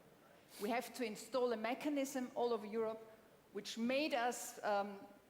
enables us to react more quickly, faster, and more effectively together against future pandemics, against future crises, health crises, because after the pandemic will be before the next pandemic. The next virus is just waiting around the corner. This is for true. And I think if we do this with united forces, we can and will make a big contribution for a better Europe, a better future, a better health in Europe. And this is the right answer. And I think the European citizens, since the last 10 years, they have had so many crises, starting with the financial crisis more than 10 years ago, and now it's the corona crisis, then we had the refugee crisis in between. And what we see is that they have one big demand and wish, the population. They want more social security. They want more stability. And the only answers, who are the right ones, to these demands of the population is the social democratic answers. And the people trust more and more our answers. And that's why I'm convinced that, yeah, social democracy is back in Europe. And this PES Council today is one proof of it. It is, thank you. Yes, indeed. Thank you, Pamela. And it's good also to show this moment for social democracy in Europe altogether today. So as we have said, and as you have said also yourself, the pandemic has widened the gap between rich and poor in our continent, unfortunately. It has also limited equal opportunities. Or how do you think that we should tackle this now together?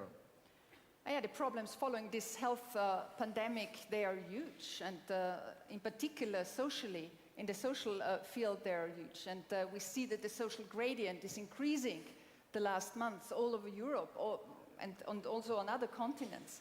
And why is that? It's because this crisis has generated far too many losers, but at the same time, don't forget, it also generated and still generates few winners. And we not only have to talk about the losers, we have to talk about the winners, because it's all about justice. When we talk about financing, budgeting, how to pay our bills in the future, our welfare systems, we have to talk about the winners. And we have talked already on the panels before about these winners. I'm talking about the international online companies who are making the biggest profit in their company history due to this pandemic. On the other side, they don't pay taxes into our welfare systems in Europe. And something is wrong in the system, and we have to change it. We have to take this opportunity now in this pandemic to change this injustice. And the answer is fair taxation across Europe. The answer is avoiding tax fraud. The answer is avoiding tax evasion. So we have to take this opportunity. It's a window of opportunity we Social Democrats need to take in order to mention and to put this on the political agenda in Europe, not only in our countries, in Europe. Because the central question within the next weeks and months and years will be who is paying the bill for this huge cost of pandemic? Is it the supermarket staff? Is it the healthcare workers? Is it the single moms who are struggling around already financially and socially? Is it the working class? So we have to answer this. And there is an answer, introducing tax justice now. And this needs to be done very, very urgently. This is the answer to this pandemic and to the injustice which is already in place for years, far too long. Because we have to prevent one thing, that the health pandemic is turning into a pandemic of poverty. And the risk is there, and it is us to prevent it. Thank you. Thank you, Pamela. Very interesting to hear from you. Welcome, Alexis. Very nice to see you here again in Brussels.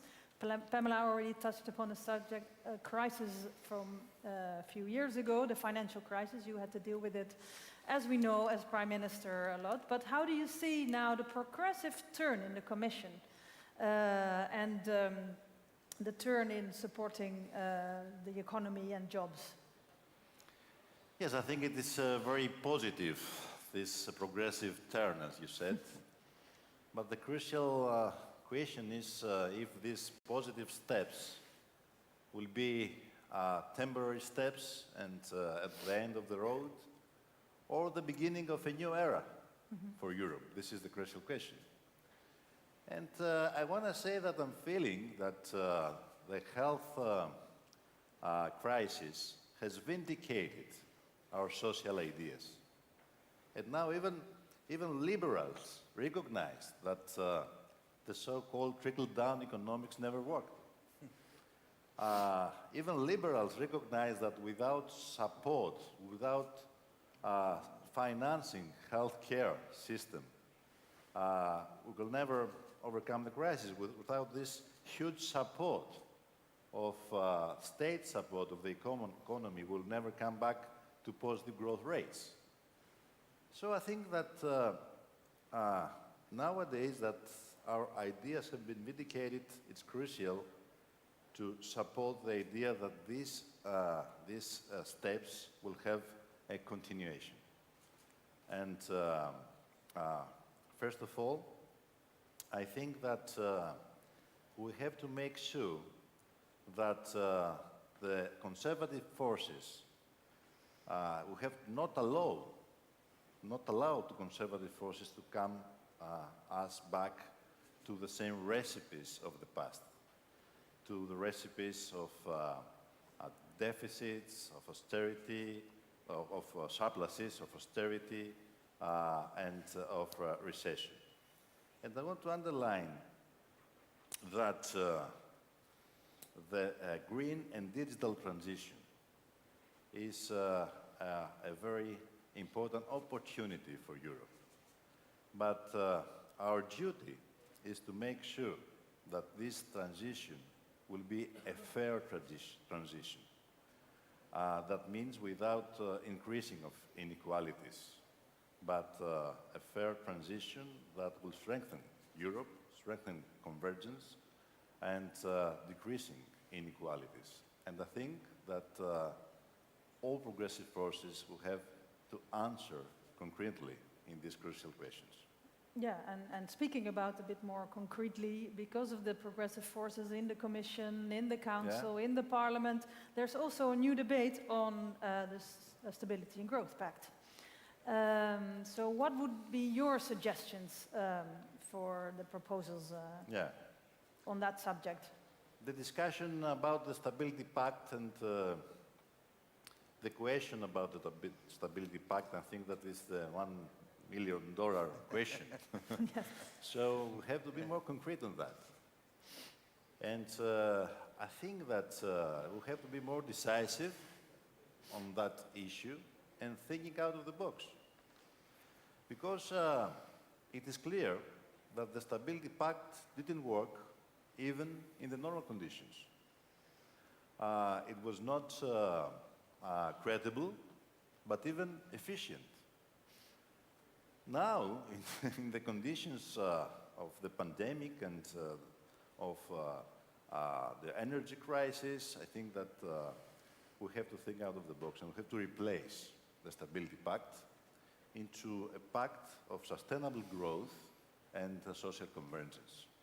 That means revise the debt and deficit criteria, and secondly, including into the criteria social figures concerning with inequalities, unemployment, poverty.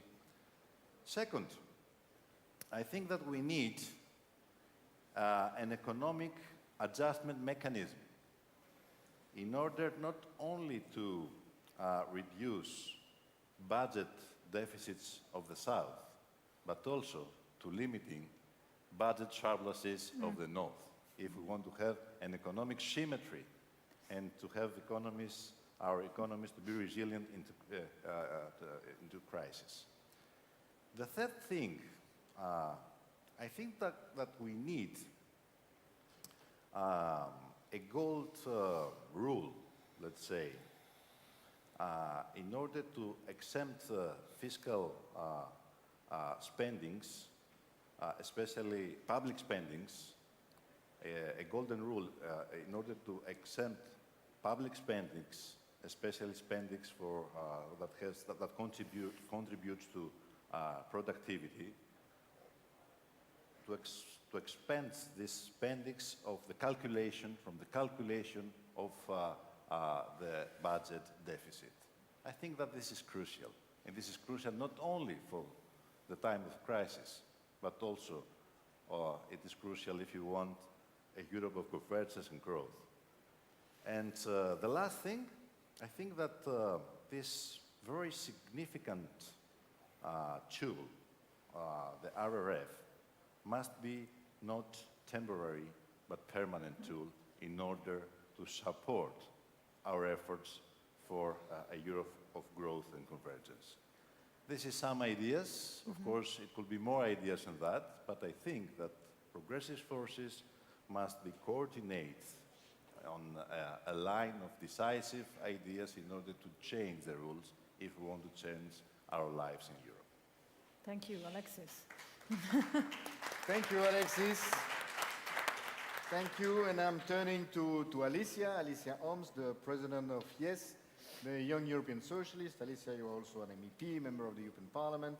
So Alicia, you know well the situation of young people in Europe, also with all the member organizations that counts YES, and we know, and you have seen that young people have been among the most suffering of the crisis since the outcome and the outbreak of the pandemic crisis. So what do you think are the solutions? What are young people expecting for the COVID situation now and for a post-COVID world? Well, thank you, Jonek, for giving me the floor, and thanks to PES for always giving these kind of spaces to the young European socialists to raise our voices.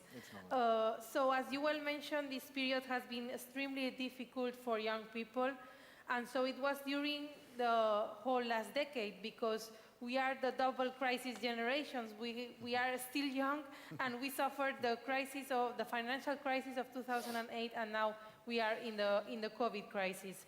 So when the pandemic broke out, we were still coping this austerity that was from the 2008 crisis, and the COVID has made evident a reality that is really hard for us, and is that young people and young workers are trapped in precarity. So moreover, the COVID-19 crisis has also added new problems to young people, such as the mental health issues that even they existed before, now they are more evident than ever. So it's something that we really need to take care of it. Therefore, if the system that we have right now is failing to ensure opportunities for young people to build their own future, their own life project, we have to change this system. And we need this great shift that the progressive society documents talk about, and a new economic paradigm with the social well-being of people at the center. So this is the expectations of young people. If the system is not working, we need to change it, and they are really asking for a big change. So in Europe, from my point of view, this means that the European Union has to evolve from an economic union to a social union. And we need the expansion of the pillar of social rights with some key measures, such as the strengthening of the youth guarantee or the deployment of the child guarantee. So there is a lot of work to do, but I hope that we all together we can achieve it. Thank you, Alicia. Thank you.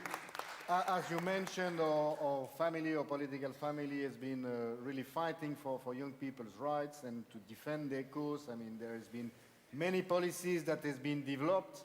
I'm talking about the youth guarantee already a few years ago, but that was strengthened now and enlarged, and being long-term and a good situation for young people. We have also the child guarantee that is now a project, but we have many other policies.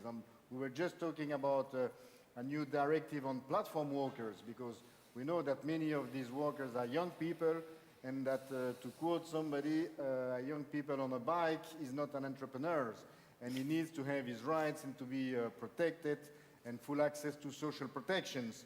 But you, as young people, what do you think are the policies that now should be developed for young people to be able to develop their future and to have the future they want?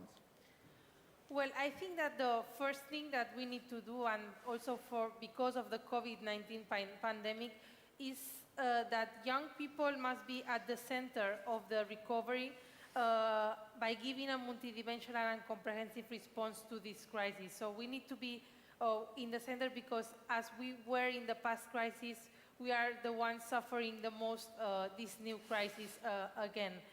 Another point that we need to raise is talking about employment, that we are also in a difficult situation, let's say. We need to create quality and sustainable jobs and promote the stable contracts by taking advantage of the potential offers and the green and digital transitions. It's really important that we are not left behind during these transitions. Also, we are fighting, and we need to fight for young people to have decent wages and access to social protection. And one thing that for me is really important, and I'm not just as president of the Young European Socialists, but also as MEP working in the EMPL committee, is the ban of unpaid traineeships and the introduction of a framework with a clear and binding quality standards for all offers provided by the Youth Guarantee. So I think that we need to stop this problem that we are living of working as a trainee and getting non-salary for it, and we are doing also a job. So I think it's something that we need to fight for it. And also, just to end up with, I mean, we have many policies that we need to work for, but also talking about housing, we need to be to have affordable prices to get these houses and to be able to emancipate ourselves. Also wages and minimum income schemes, and also as I mentioned before, the mental health as a priority, as a policy priority, because we have seen the numbers are really worrying of young people that are suiciding are deciding to end with their lives. Is really worrying at European level and in every country level. So we need to put more efforts in order to stop this problem also of mental health. Thank you very much, Alicia. Thank you. And you were saying at the beginning, thanks for the PES to give you this opportunity, but I would say thanks to you and thanks to the young people of YES and of the Young European Socialists to be so active in the PES. And I think that you are doing a wonderful job trying to fight for young people's rights here in Europe, defending young people in all our resolutions, pushing to have always more, because it's very important to provide to all young Europeans a future, the future they deserve, and you are doing a wonderful job. So thank you also, Alicia, for that. Thank you. So thank you to all the panelists, and now we will move. Thank you, Nicola, thank you, Pamela, thank you, Alexis, and thank you, Alicia, and we will move to the next panel. The next panel will be for a Europe of respect, and we have also a little video introducing the discussion. Thank you. Human rights are not simply nice words. There is no democracy without them. There is no democracy whenever there's discrimination, exploitation, or abuse. There is no democracy without the broad and active participation of all citizens. No one must be pushed away from society. No gender or ethnic or religious group, and regardless of one's background or sexual orientation. Women must have a louder voice. Women must get their fair share of political and economic power. Equal pay for equal work is our guiding principle, and it must become a reality. Human rights must become a reality.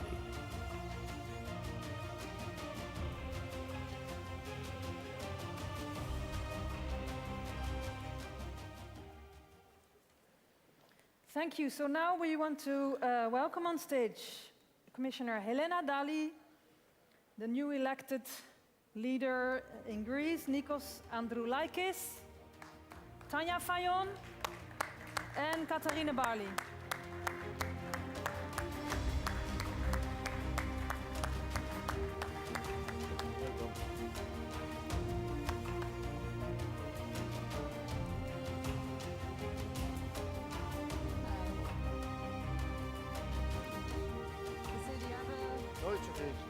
Yes. Very good.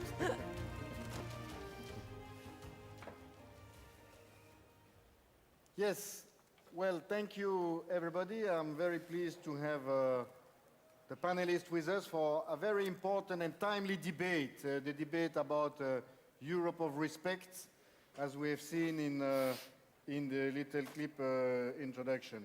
So I would first turn to Commissioner Elena Dalli, and again, congratulating you for all the good job that you are doing and fighting for equality in Europe.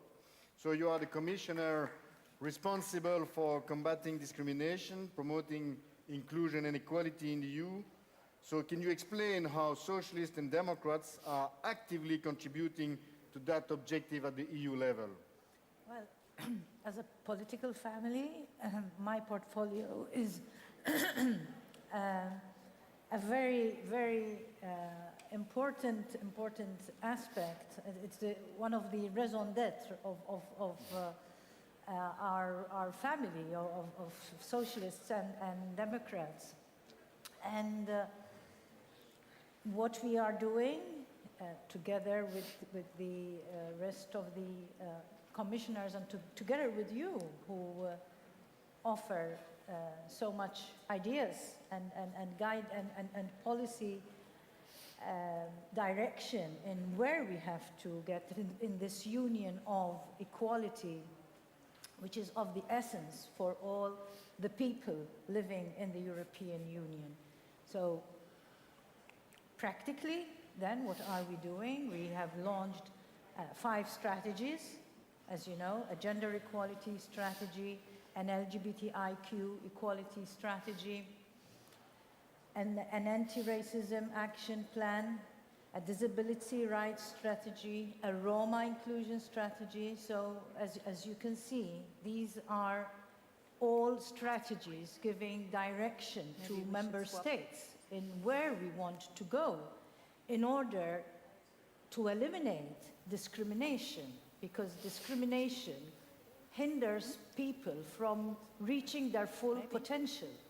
With discrimination, we lose a lot of talent because people cannot develop and pursue their paths. So there isn't only the moral argument of fairness, but also the economic argument of losing up on talent because we are discriminating. So the effects of what we are doing are far-reaching in our societies and also to particular people who have hitherto, who have up to now been discriminated against.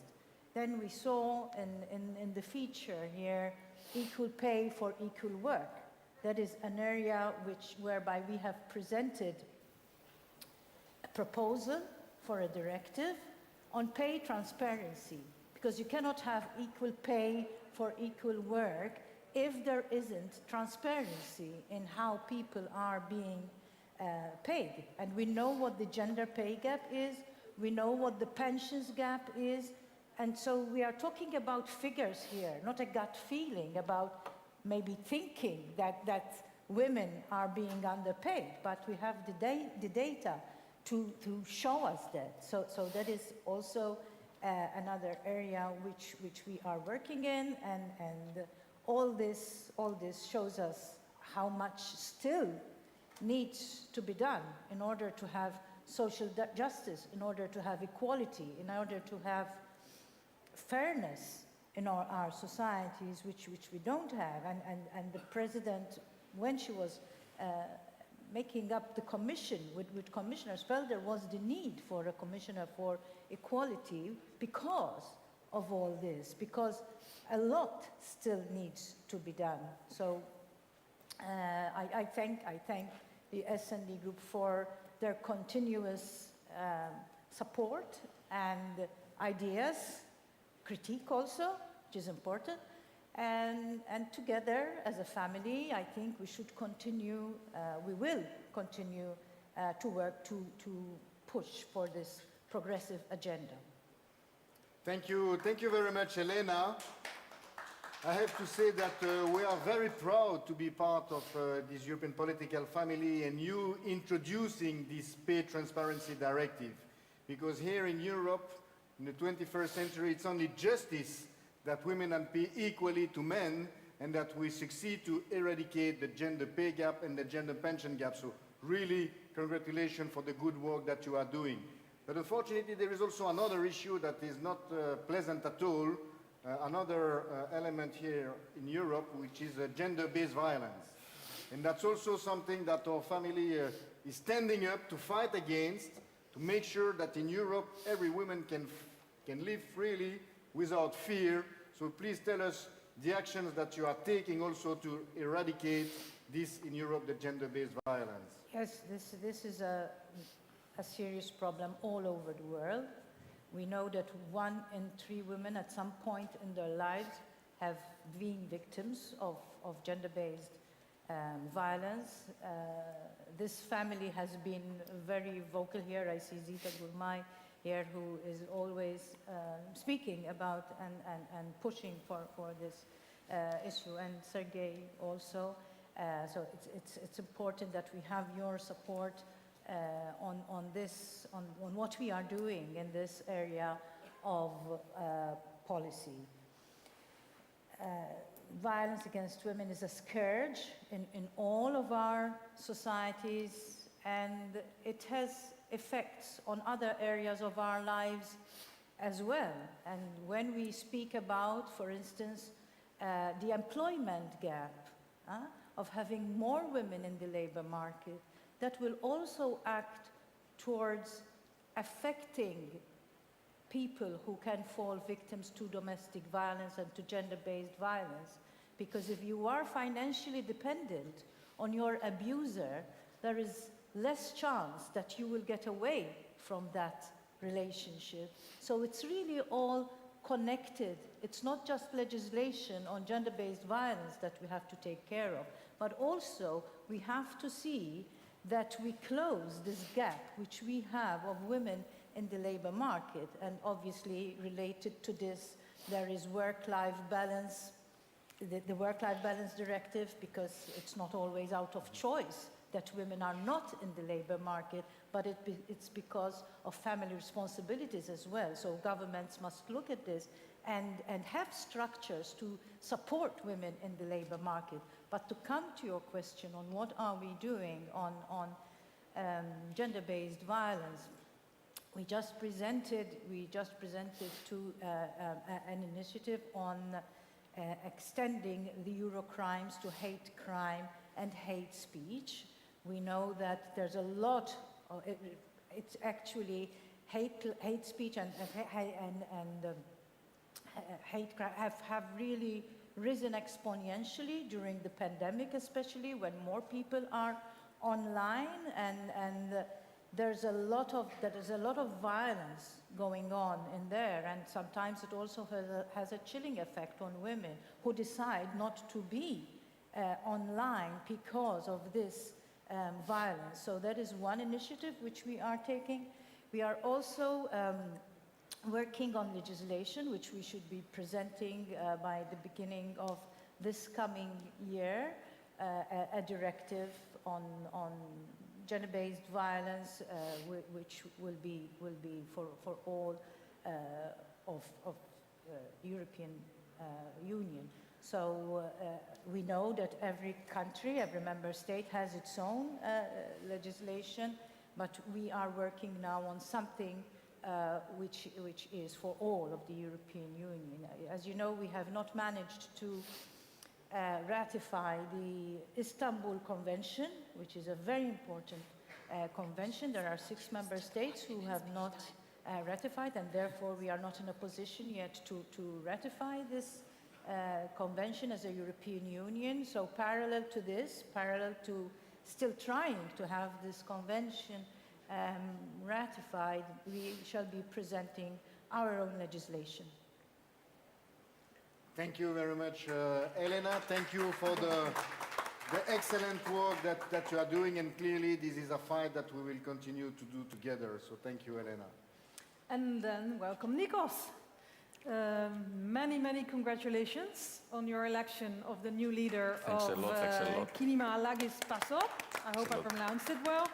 Only 4 days ago. And especially congratulations on mobilizing so many young people to vote. That is really something inspiring, we must say. You're also a member of the European Parliament and Vice Chair of the Subcommittee of Security and Defence. So we're changing a little bit the subject to that. How do you see the future of the European security policy and the new challenges that we're facing? First, thanks a lot for the invitation, because it's my first time in PES meeting as president of PASOK. Now on the topic, a few years ago, talking about European Defence Union was almost a science fiction scenario. Global challenges and the US decision to move its interest from Europe to the Pacific made clear to us and to everybody in Europe that we have to make more to defend ourselves. In recent years, we haven't taken many steps. First, including the European Defence Fund, and second, the decision to create a force of 5,000 troops. But the biggest issue we are facing is the opposing interest of the member states. There is no point having a common army if we cannot agree how to use it.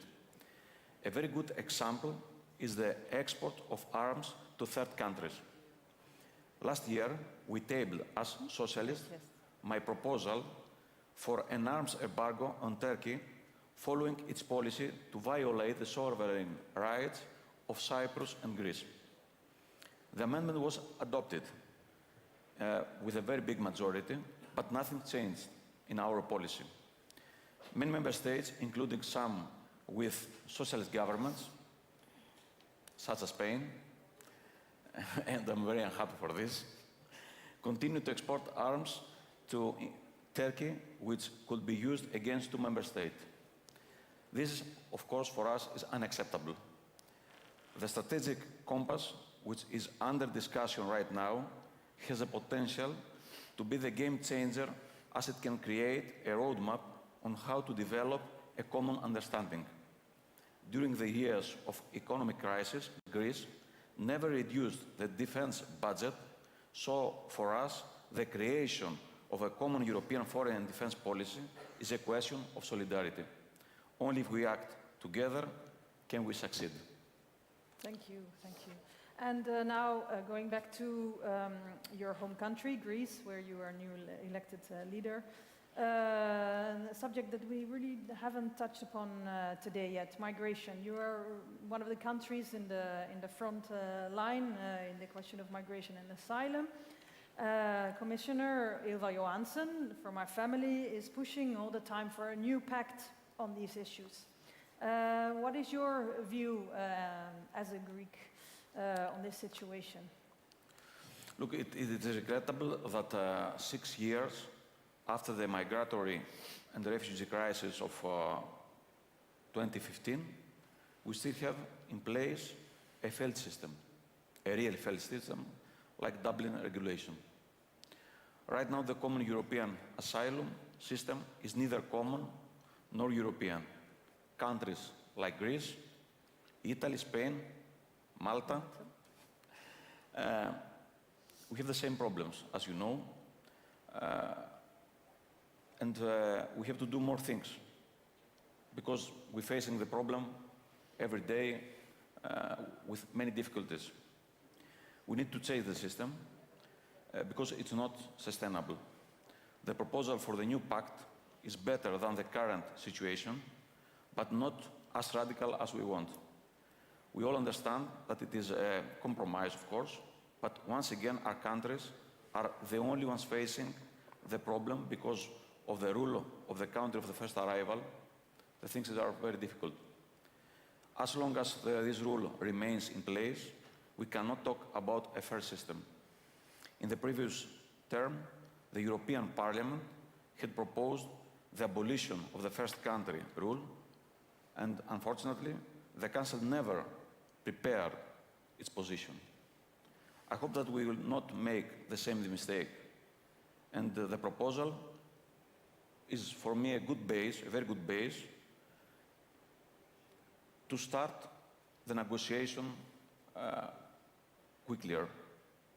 We need to have an obligatory system of resettlement, take into account the unemployment rate, population, of course, GDP, and other economic data in every member state. When refugees arrive at our door, their application should not be made to the first country, but to the European Union as a whole. We need to take advantage of the growing presence of socialist governments. Now we have more power in the Council and work with other progressive forces like Macron to have a system we can work better in the future. Yes, I think the last word has not been said on this subject, and I think the word respect comes in mind, solidarity, humanity. So I think we have to keep on working on that very much. So thank you very much, and I'm turning to next speaker, Tanja Fajon. Tanja, hello. You are a member of the European Parliament. You are also the leader of SD Slovenia, and hopefully also the next Prime Minister of Slovenia. So welcome. Welcome with us, Tanja. We would be very glad to see that, especially when we see the current situation in your country. Now, we would like and to have the discussion with you about the EU role to ensure the respect and the protection of rule of law in the current context. We know that it's not easy in Europe, the protection of rule of law, and especially the independence of the judiciary. So if you could tell us your priorities in this matter. Thank you, Yonik. Thank you, colleagues and friends. It's good to be here. We are discussing one of the most challenging topics, I would say, of today's European Union. Throughout the COVID pandemic and previous crises, I think we are losing what is the strategic interest of our integration project: solidarity, equality, democracy, and the rule of law. And we have more and more countries in Europe that are deteriorating in our basic European values. This discussion comes very well in time. Unfortunate, today we have in the European Parliament a vote on the resolution on the rule of law and fundamental rights in Slovenia. And this is something I deeply regret, because my country, Slovenia, was always and it is a very great supporter of European values, and we have a big potential and knowledge. But what I see in the last 10-20 years that I'm dealing closely with European policies, we don't have strong institutions or strong political leaders, or even better, strong instruments to fight against those regimes. I'm not speaking about the citizens, but the regimes that are breaking fundamental values. Look at to Hungary, look at to Poland, look at nowadays to Slovenia. Now we are for years discussing what can we do. Political parties, families are protecting each other, people are losing trust, and now I think the only last resort we have is that we have to apply the law on the rule of law mechanism for conditionality. It's a last resort, but if we will really not defend our basic fundamental values, we risk on one hand to lose our citizens, which is happening. There is a big gap or a big confidence, lack of confidence between policies and the citizens on the other side. We are losing as politicians, and we are losing also our integration project. People are not believing us. And I see that as a biggest challenge in the coming elections everywhere. The lack of trust between policies and citizens. In Slovenia, we'll have next year a historic election. People want to see change, but we will be deciding whether we go to restore democracy or we will go to autocracy. And this is a danger. And if we allow that all around Europe, we as leaders, and don't react and don't make pressures, then we are going to lose it. And progressive forces are front runners on defending equality, solidarity, democracy.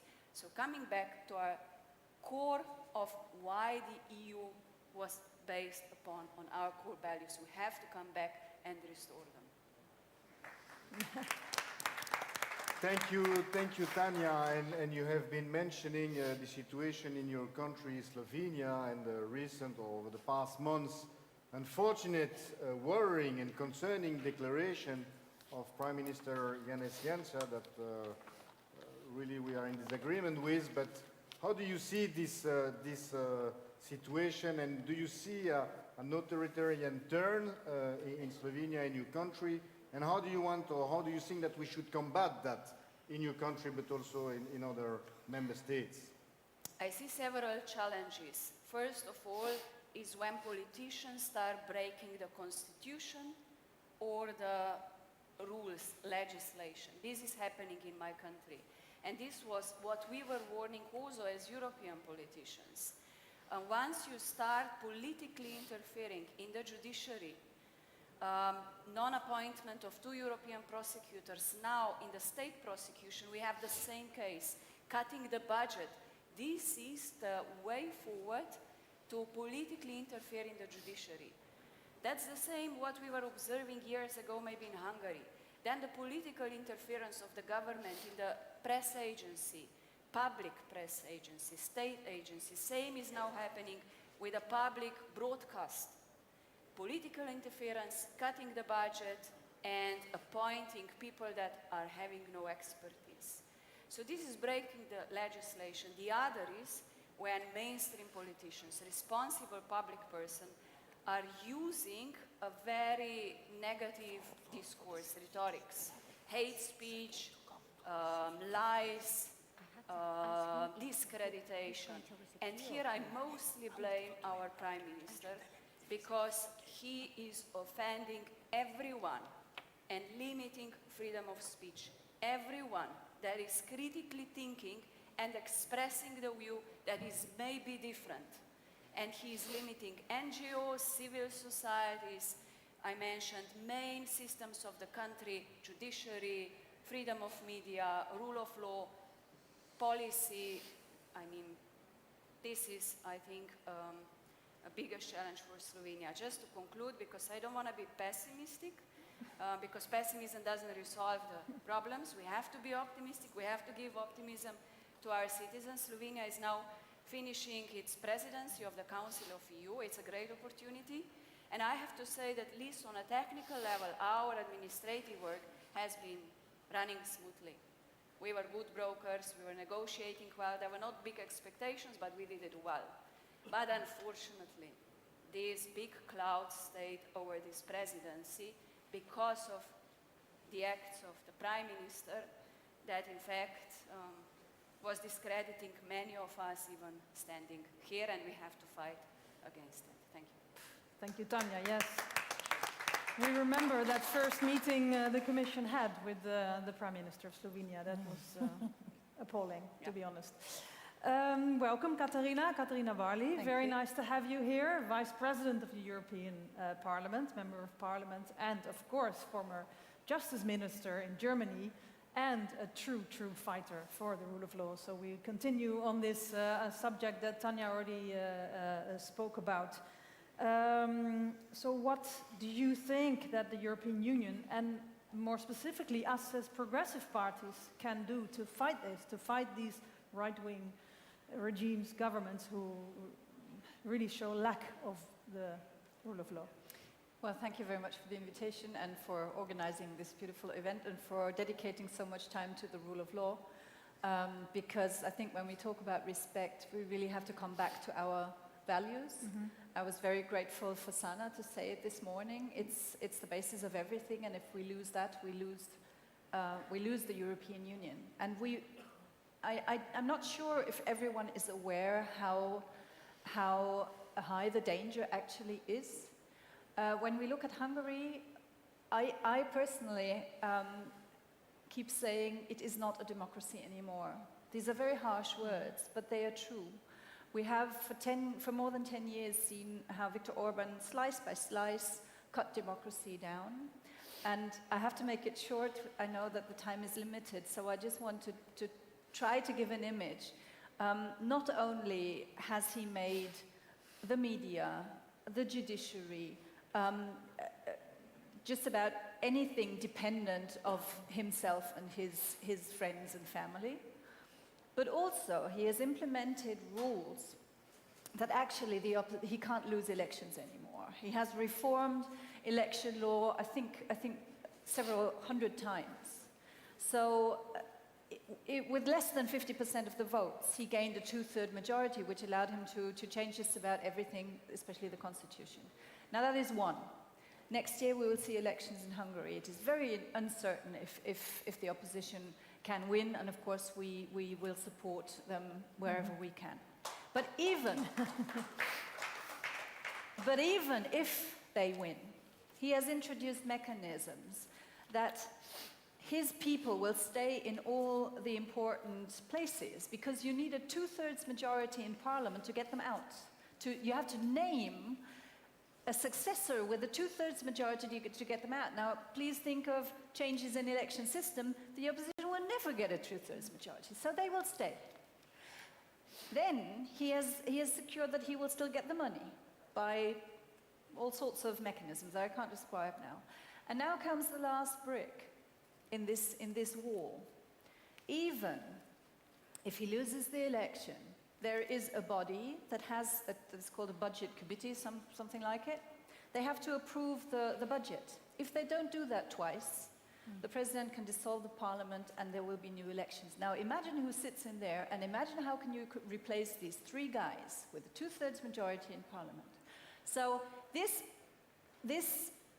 government, this man, Viktor Orban, has designed this country in a way that it is his personal property. Not talking about the corruption now, but it is his personal property, and he will not seize power. And democracy is power limited in time. So this is not a democratic system anymore, and we have to say that clearly, because the European Union has been watching this.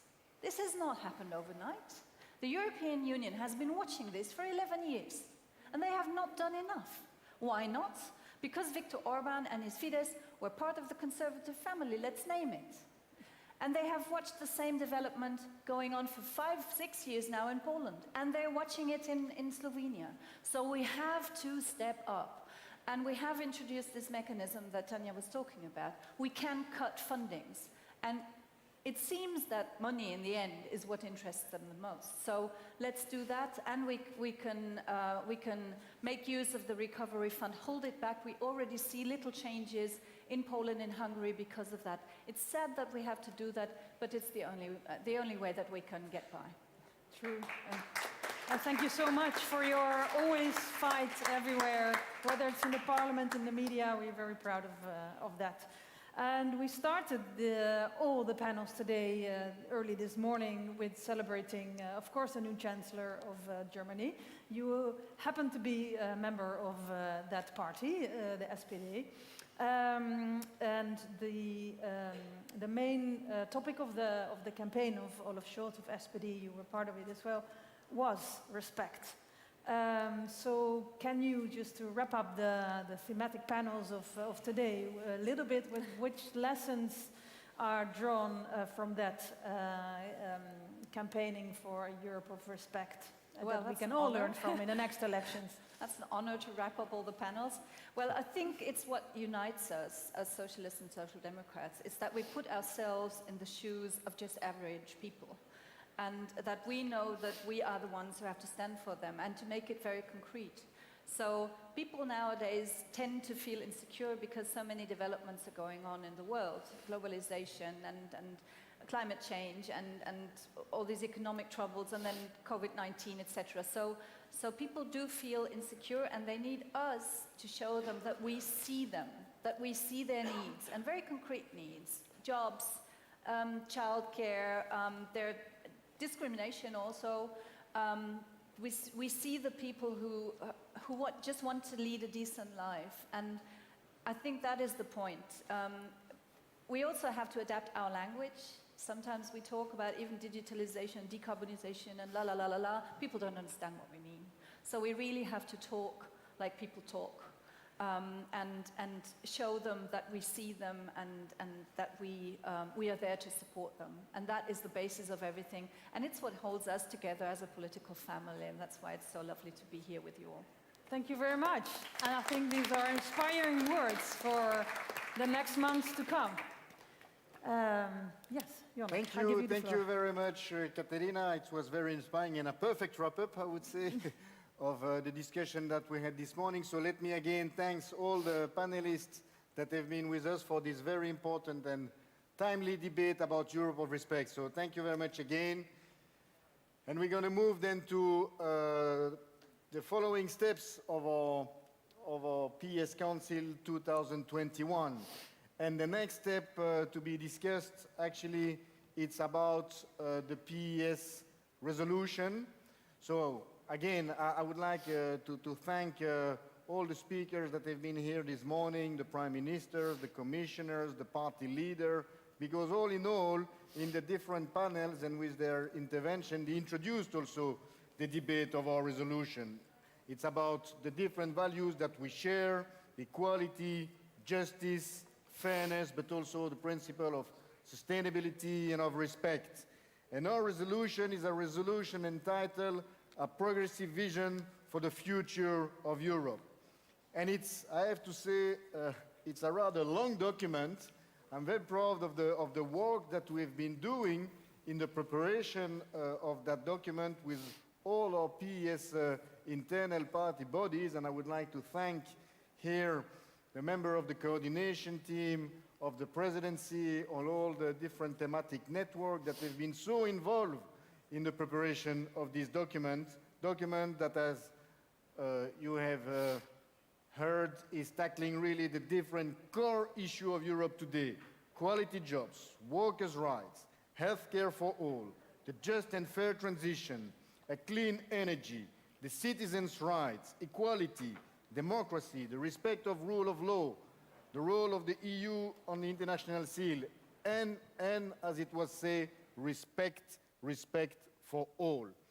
Now, this reflects also the unity and the strength of our political family with all the governments, the commissioners, the main actors in the European Parliament, in the different parts of our continent, being it at the local level, at the regional level, where we have so many players and actors of the change and the transformation of Europe.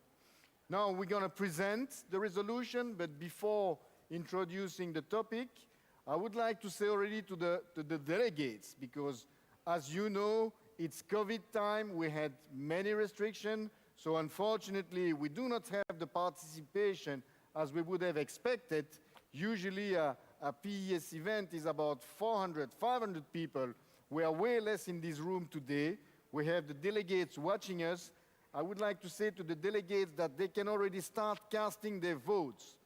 Votes is open, they can start voting, but now I have the pleasure to invite many people on stage, actually, many people. All these people that will come are really key players of the family. They are either chair of our thematic networks. I really would like to thank the chair of the thematic networks, because it's a lot of work that they do. We meet 2, 3, 4 times a year with all party representatives to discuss about the different issues. And we have also the leaders of the member organization of the PES. So let me call on stage, and I would call them. So we have Agnes Jongerius. Agnes is the chair of the Social Europe Network. Thank you, Agnes. I would like to call Enrico Rossi. Enrico is a representative of the PES group in the Committee of Region. He is vice president of our committee, of our group, sorry. We have also Maria Joao Rodriguez. She is the chair of the PES Financial and Economic Network. Welcome, Maria Joao. We have also Javi Lopez. Javi, welcome. He is the chair of a Climate Change, Energy and Environment Network. Welcome, Javi. I'd like to call also back on stage Tania Fayon, because Tania Fayon is also party leader, but also chair of the PES Democracy Network. I would like to call Zita Gourmay. Come Zita on stage. Zita is the president of PES Women. I'd like to call back Alicia Holmes as the president of YES, the Young European Socialists. Camila Garfias also, who's the president of Rainbow Rose, the LGBTI organization of the PES. Also called Jos from the European Socialist Senior Organization, ESO, welcome. I'd like to apologize also Kati Piri, who is the chair of the Foreign Policy Network, but she's held in The Hague in the parliament, and also Karina Olsson, who is the chair of the PES Migration and Integration Network. So all these people are really key actors in the PES. So thanks to them, thanks to you. So you see all the people that are really kind of the engine, I would say, of PES documents all over the years. We have done many, many publications. Just come here. Oh, yes, go ahead. Go. Yes, we have many publications that we publish over the years, and these are the people that are preparing it. So really, thank to them. So I would start, and I would follow the order of this long document, the 10 pages resolution. We'd start with Agnes. Agnes, you are, as I said already, the chair of the PES Social Europe Network, but you are also an MEP. You are a trade unionist, a fighter for social Europe. So please tell us what, for you, is the key elements for social Europe in this resolution. I think it has already been mentioned before. It was Steven Levin who pushed for the Gothenburg Summit. It was Antonia Costa who made this conference in Porto on the action plan, and now I think it's our job to put flesh on the bones of this social pillar. And we are doing this at the moment via indeed pushing for higher minimum wages, for working on the platform workers who are at the moment totally misqualified, misclassified as self-employed and working in very poor working conditions. We have been pushing, already also mentioned by, for instance, Alicia, the issue of homelessness and income inequality. Young people, I think our ambitions on the social fields are high, but I can also see that by working very well together inside our family, with the ministers, with the commissioners, with the people in the parliament and the people in the different parties, we make progress. And I think here we should say, let's also enjoy that we were able to change the rhetoric and change the policies to investment in people, and to indeed make everyone say we should leave no one behind, and then further push for, if you say that we should leave no one behind, then we have to change the policies to protect the people. And I think it's very important that this is on paper and that we take the lead in this fight. Thank you very much, Agnes. Thank you. It's, as you said, an important change in Europe for the 2008 crisis. The wages were pushed down. Now we see the different approach and protecting works and protecting good wages for workers in Europe, thanks to also our governments and the new Commission. I'm turning to Enrico Rossi, PES Group in the Committee of the Region. You are Vice President. You are also elected in the City Council of Florence.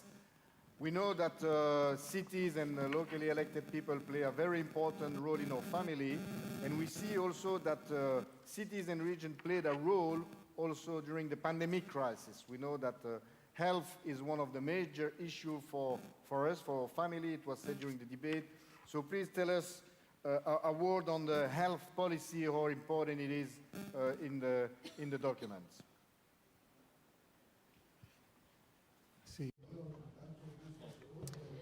Well, thank you very much. I have seen and read that the Social Democrats support a universal access to health. I think that this is the key point of our policy. Namely, it's very important to have a European management of the health policy. I think that this universal access to health services is really key, So because this is key for ensuring health to all of our citizens. I think that on this topic, Europe was somehow in difficulty at the beginning because this field was in the hands of the member states only. But then, major steps ahead have been made, and also the President of the European Commission, Ursula von der Leyen, has underlined this, the importance of having a European health policies. This is really the time to start with that. In the future, this pillar is pivotal. And for our family, it's key. It's part of the European social model we want to go to.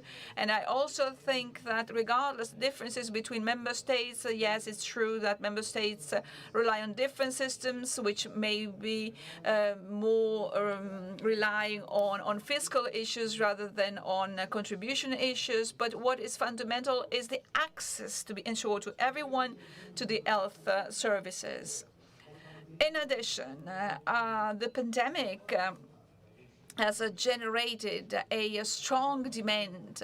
Citizens require more to Europe and expect more from Europe. We understand that only together we can solve their questions and problems. So we then need to go ahead, to go beyond all this. We need to become fully persuaded of the importance of vaccination for all.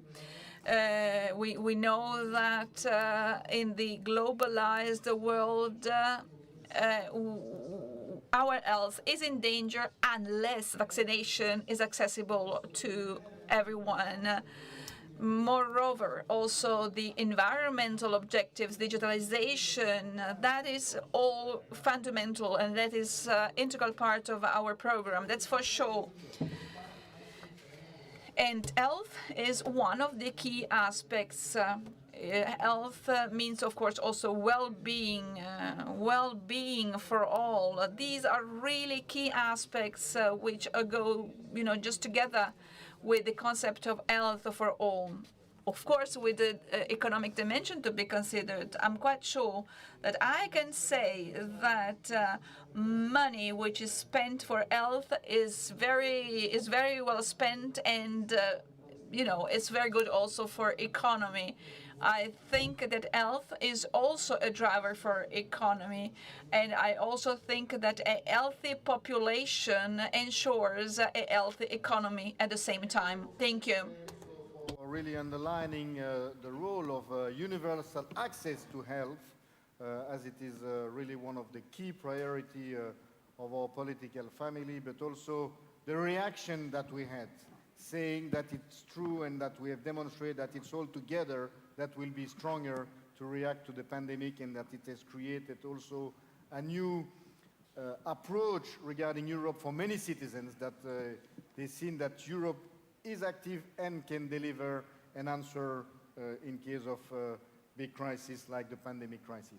I'm looking now and turning to Maria Joao Rodriguez. Maria Joao, as I explained, is the chair of the FEN, the Financial and Economic Network, but he's also the president of the FEPS. FEPS is the Foundation for European Progressive Studies. He's one of the really key players in the family about many studies that you are preparing, and Maria Joao has been a long-time actor in EU policy as Minister for Employment in Portugal, as an MEP. You have been active in many issues, like from the Gothenburg Summit to the Lisbon Treaty, many things, so thank you, Maria. Maria, I'm turning to you regarding the economic dimension. We know that we are in a specific moment in Europe about an economic crisis due to the pandemic, what kind of recovery we can have and we want to have, and all this, as it was not enough, all this also in a time of a digital revolution where we need also to prepare our economy and to invest to be ready for our people, for our citizens. So Maria, On this field, the floor is yours.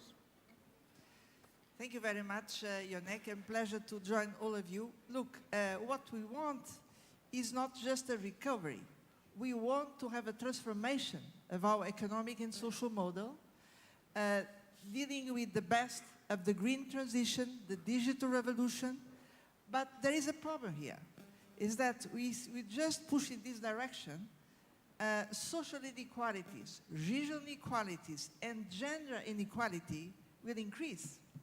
So we progressives, we should have strong action to prevent these social inequalities to come. And this is the promise of the European social pillar.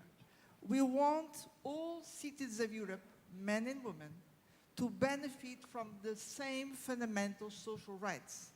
This should remain our compass to drive this great transformation. But then we have a problem, because so far we need to recognize that we don't have all the necessary financial means to make this happen. So that's why in our resolution we are calling for reform of the Stability and Growth Pact. We need to turn it into a pact for sustainable development. And this is a quite important change. We are a family, we have responsible behavior on finance, but we want to support sustainable development. And secondly, we know that national budgets should be supported by a stronger European budget. Look, we had an historical step forward with the recent created of the Recovery Fund. This is extremely important. For the first time, we have this high solidarity, as our family was decisive for this qualitative leap. But we need to make this permanent, to count on a long-term European budget to support investment needs and to support our social pillar. And then we can ask, where are the resources for this? Well, I can tell you there are many resources. Our problem is not lack of resources. They are somewhere. We need to go to the new sources of taxation and to bring fair taxation and to fight against tax avoidance. Well, we should put more taxes, not of course on the citizens at all. We should go to those who pollute, to those who make financial speculation, and to those who make extra profits, the big corporations benefiting from the single market, and particularly the big digital platforms. But this brings me to the big issue of the digital transformation. Because look, we are dealing with something which is changing everything in our life. We feel this every day. The way we work, the way we live, the way we have access to education, the way we take democratic decisions. Everything is being changed by the digital revolution. But we should ask, who is in the cockpit? And let me tell you, so far, the big digital platforms are the ones in the cockpit. And Europe is lagging behind the United States and China. And that's why we progressives, in our resolution, we call for a European way to drive the digital revolution with the progressives in the cockpit. This is a major historical task for progressives in Europe. So we have very clear ideas about that. First of all, yes, we know that the digital revolution can bring many good products and services. We are positive about this. But we don't want to pay this with our personal and private data. This is a wrong business model. We want to take democratic control of this. Secondly, we want everyone to benefit from the digital revolution. This is about skills, but skills for everybody against the digital divide. Third, we know that many jobs can be created, but we want good jobs. So that's why we want to regulate the working conditions in the digital economy. The platform work, the telework must be regulated. And fourth, let's use this digital revolution to make the best of our public services, of our welfare system. Yes, we can deliver much better healthcare, access to education, public service in general, this is a big opportunity for progressives, but again, we need to change the technologies which are being used, particularly the so-called artificial intelligence, because this is not neutral. We have artificial intelligence which can be conservative or progressive.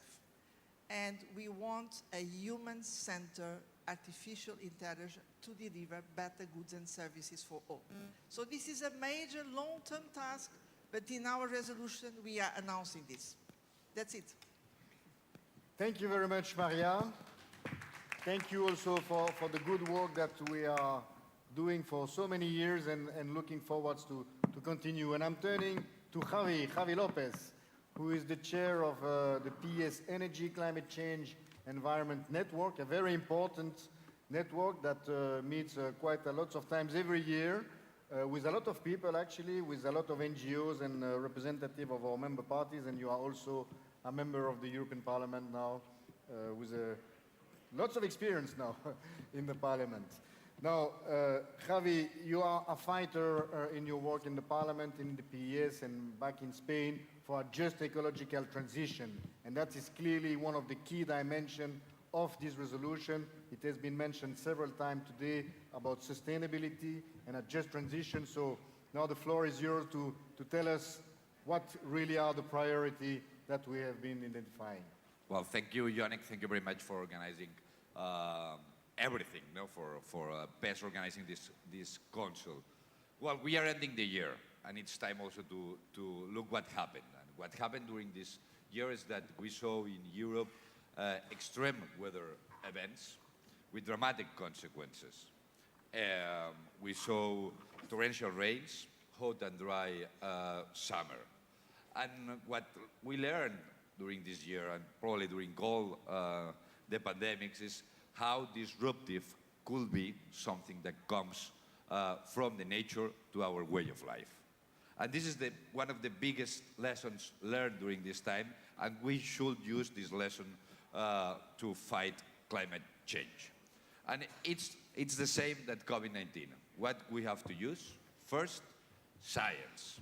Science, and what it's telling the science, we saw during these years the IPCC report saying clearly that the worst is yet to come, that we have to act immediately to decarbonize our economy to fight and minimize the consequence of the climate change. And for this reason, during this year, we saw the EU, by the lead of Frans Timmermans, with clear commitments to be a continent-neutral climate and lead this fight in the international community. But we need science, but it's not only science. We need science and we need politics. And the kind of politics that only our political family can provide. Ensure a decarbonization, an ecological transition that it's fair, with a soul, with a social dimension, and that ensure that citizens are put in the center of our policies. We know that the cost of the ecological transition it's less than the cost of the climate inaction. But we will have to manage a cost. And for this reason, it's so important to mobilize resources, use our fiscal tools to ensure green jobs, investments, and green economy. We know that are already linked our socioeconomic crisis, our ecological crisis, and our democratic crisis that we see in the Western world.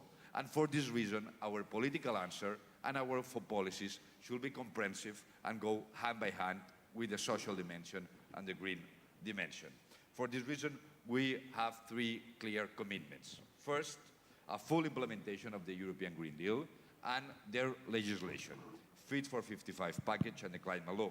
Secondly, ensure this fair and social transition, guaranteeing targeting poverty and fighting against climate change and fighting against inequality hand by hand. And third, ensure financial resources, public and private resources, to improve our economic growth.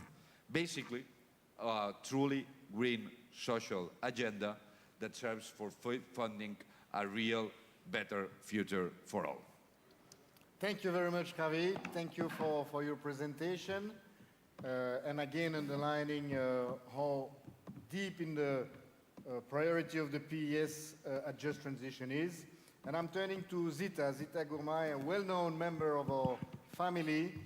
Zita is member of the parliament in Hungary, has been MEP, but is also the president of PES Women, and therefore a fighter for gender equality. But you know that you are also in a difficult situation, not you, but Hungary, and we are really supporting you in the fight that you are leading against the government of Orban. But Zita, now, our resolution, there is a big contribution of PES Women about gender equality, and I give you the floor to present this part. Thank you very much. It's a great privilege to be here, and I miss so many of you who cannot be here. Because I would say it would be so great to be all together. So I just would like to send a very strong message all those who cannot be here, and especially for women who has been the front runners of the pandemic. So let's have a clap hands for these amazing women. Thank you very much. And of course, as you know, as a progressive family, we are very, very proud to be at the forefront of the fight for gender equality, and this is our job, gender mainstream, all the document of PES. And of course, we have visionary women organizations and many strong feminist leaders to show around. Just look how many we are. And then, of course, what is absolutely important that with this resolution, we are demonstrating our engagement. We, the PES, are demonstrating that Europe must be a feminist continent where women's rights are fully guaranteed and protected, and where institutions and actors are ready to advance progressive ideas for gender equality. Of course, the pandemic showed more clearly than perhaps even before the essential contribution of women make in society, but also how easily we are left behind economically, socially, and politically, especially when conservative forces are in power, and of course we have conservative forces in Hungary, and I'm very thankful for Katarina Barley, who made a very clear picture what is going on in Hungary. But of course, in this resolution, we are calling especially for Europe to guarantee to access to fundamental rights by protecting and promoting women's full range of sexual and reproductive health and rights, and by ending all forms of gender-based violence. And of course, how can we achieve this? We need a bold European directive on gender-based violence, Helena Dalli spoke about. And of course, the full ratification of the Istanbul Convention and the enlargement of the definition of EU hate crimes to include those based on gender and sex identity. We must also close the gender pay gap, of course, some of you already spoke about, between women and men, be it in the labor market, education, the digital, Maria, my friend, spoke about, green transition, pay and pension in decision-making and representation, as well as when it comes to work-life balance and the division of unpaid care work.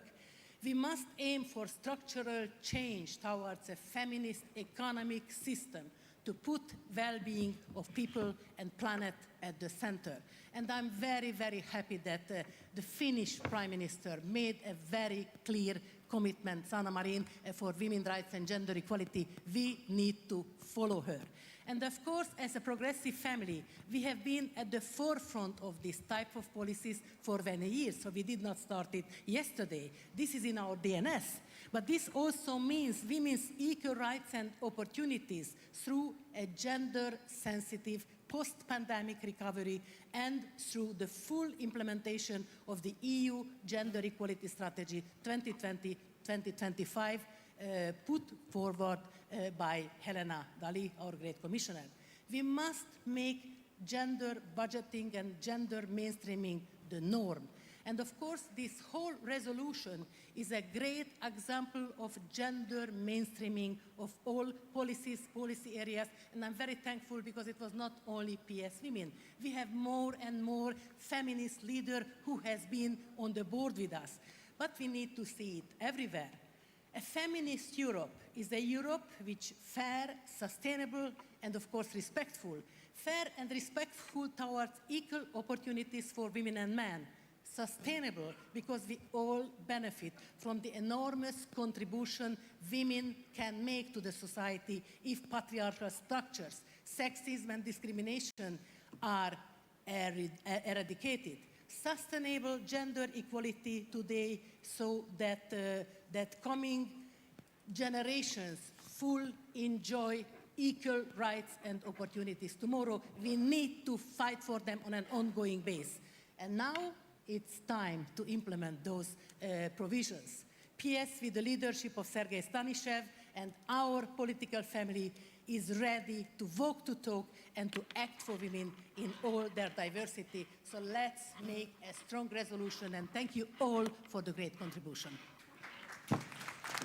Thank you, Zita, and thanks to PES Women for all the work and contribution that you are doing in the PES work, clearly for all over the years, and we wish you all the best in the election next year. We are with you. Now I'm turning to Tanja Fajon, the leader of the SD Slovenia, next Prime Minister of Slovenia, but also the chair of the Democracy Network in the PES, and therefore you have been working a lot about promoting democracy, defending democracy, ensuring the respect of the rule of law, and also migration and migration policy in Europe. And it's an important part of this resolution, so we're glad to hear you to present that part of our Council resolution. Tanja. Thank you, Jonik. I see that our time has just expired, so I will be short. Since we already talked lengthily on the democracy, on the rule of law, I would like to point out that we certainly have to put people at the core of our policies. I was talking before about the lack of trust, so the confidence, respect.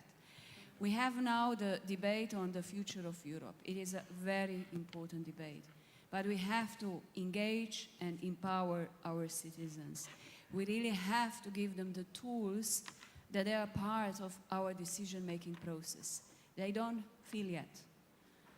We have to empower young generation because they have to decide about their future. So this conference is extremely important. What kind of European Union we want to see in 10, 20 years from now on.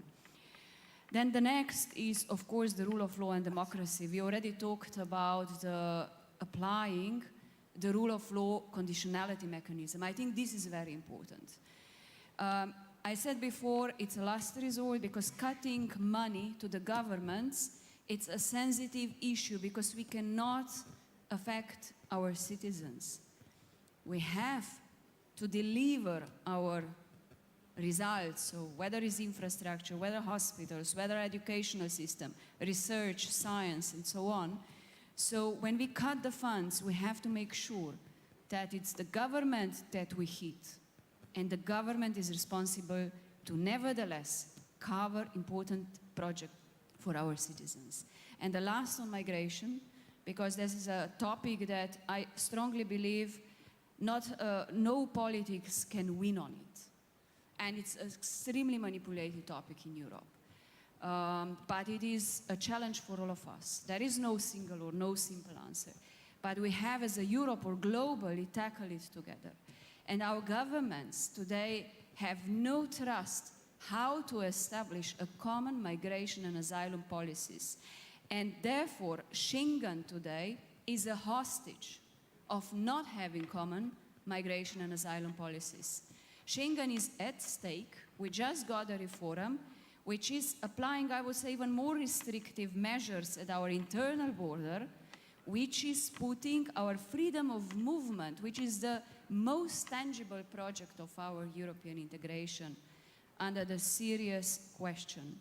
So we have to restore the confidence among the governments, and we have to take care that all our policies on migration puts at core human values, human approach. That means we have to protect legally and morally the right to the asylum.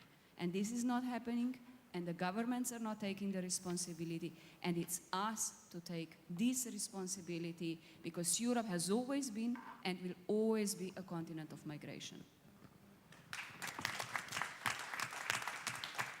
Thank you very much, Tanya, for this very clear explanation about our proposal and our vision on this important topic. And I'm turning now to Alicia.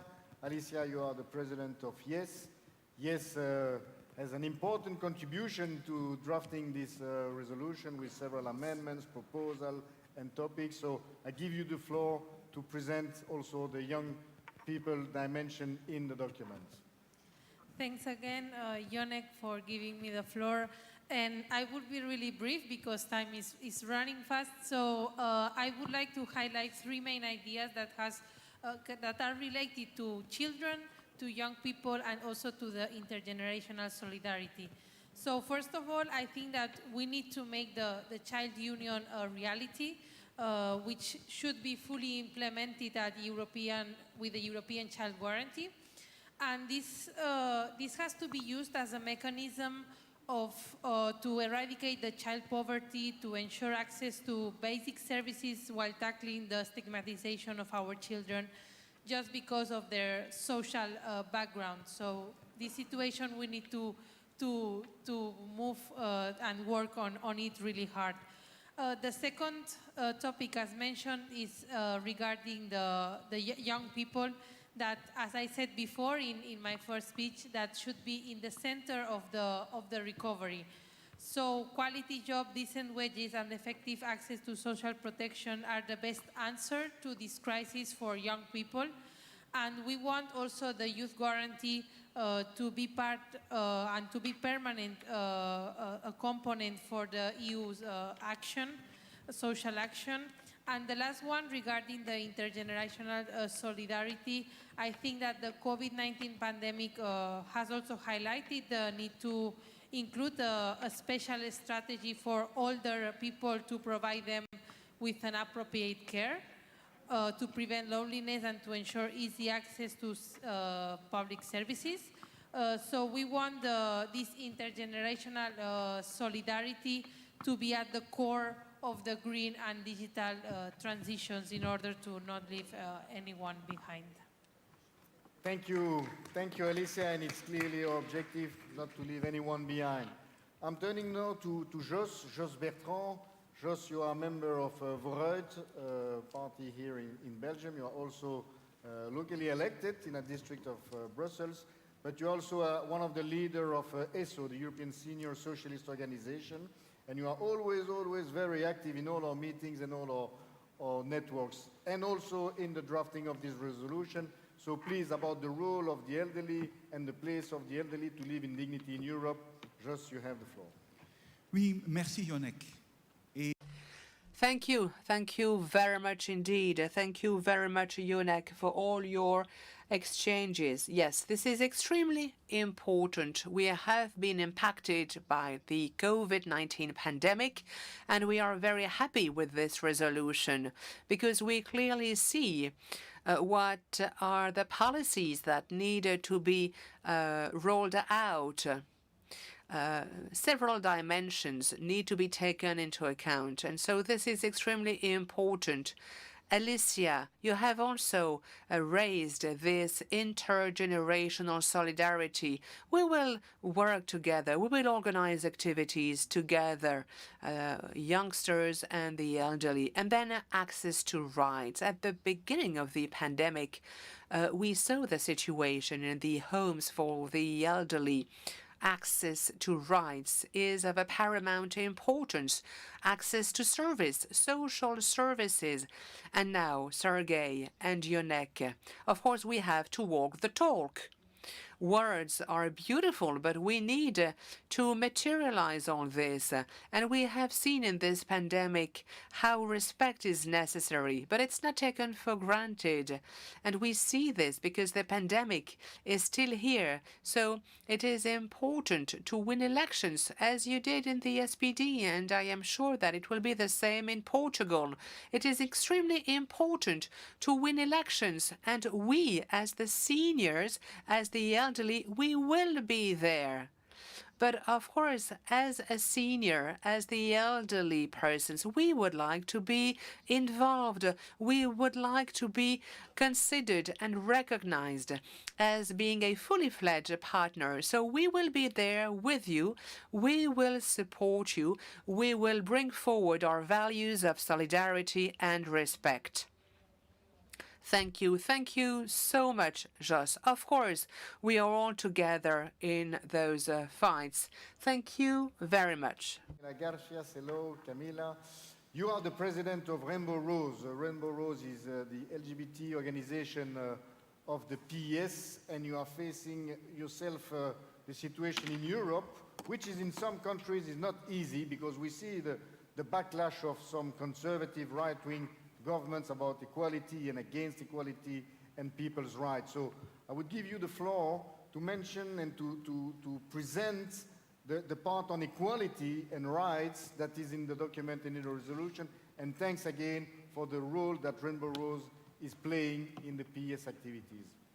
Thank you so much, Jonik. It's kind of hard to speak after so great contributions, but I think it's an honor to be here and to be able to present the common work of the Party of European Socialists, of the member parties and organizations. I think this resolution is a very, very strong verdict of what we stand for. The Party of European Socialists is the party of hope. We are the party that has a vision for the future of the people on this continent. So I'm really, really happy that it also has a very strong angle on equality, on human rights, and especially on LGBTIQ rights. We want a Europe that not only accepts diversity, but that knows that through diversity, we as a society thrive. And as socialists and social democrats and Labour Party members, we will always fight for that. That's our historic task. And with this resolution, all of us commit for equal rights. We commit to LGBTIQ rights all over the continent, but we not just commit to words and phrases. We commit to actually do something. We commit to implement policies. We commit to implement tools that will protect our rights, not just in one country, but in all of the European Union countries. And that's what we have to fight for, and that's what we lay the basis in with this resolution. I'm proud to have been able to contribute to this work with all of you together, and I'm very proud to be able to present this part. Thank you, and I think that's the basis, equality and human rights for the future of Europe. Thank you. Indeed, it's the future of Europe. Thank you, Camila. Now we have a very last intervention about the last chapter of our resolution, an important one because it's about international dimension. And as a socialist, social democrats, we are internationalists, so clearly it's an important element of the action of our political family. And I would ask Maria Joao Rodriguez, as also the president of FEPS, please to present that. And I want to also, if he's with us online, apologize Connie Reuter, the coordinator of the Progressive Alliance, that cannot be with us this morning. But Maria, you have the floor. Thank you very much. And indeed, we are internationalists, and with the Progressive Alliance, we have done great work, and Connie Reuter is the coordinator. So I want to say something about what we have inserted in this resolution to change the way the world is being governed. Because yes, we are worried. On one hand, we are coping with existential challenges, the pandemics, the climate change, poverty, increasing social inequalities, the drive via authoritarian regimes. There are many reasons of concern. On the other hand, our global governance system, we need to recognize, is too weak, too divided, too polarized. We have a multipolar world. On the top of these, we have the competition between the United States and China. So we want to change the state of the affairs. Look, we greet this big shift in the United States, replacing Trump with Biden. This is great. But we know this is not enough. We know that what is necessary is to have a new multilateral system, more effective, more inclusive, and fairer multilateral system. And we have the privilege to have at the helm of the United Nations someone from us, Antonio Guterres, who was elected with a common agenda for the next 5 years, putting at the center our progressive call for a new global deal. Yes, we want a social contract, but we also want a new global deal for the entire world. And with very concrete actions to support developing countries. First of all, full access to vaccination. Secondly, real support for them to move in the green transition. Third, to implement sustainable development goals and to tackle all kinds of discrimination. So these are big pleas included in this new global deal. Now, what can European progressives do about this? Look, Europe remains the powerful actor to change global governance. That's one of the reasons we want to have European project more ambitious for the future, our vision for the future. What can we do for this? We want to have a multilateral system able to change the global rules, to organize world solidarity, and this means that Europe can play with important instruments, the trade policy, the support to human rights, the support to democracy against authoritarian regimes. And a first call will come now with the call for sustainable development goals to be implemented everywhere.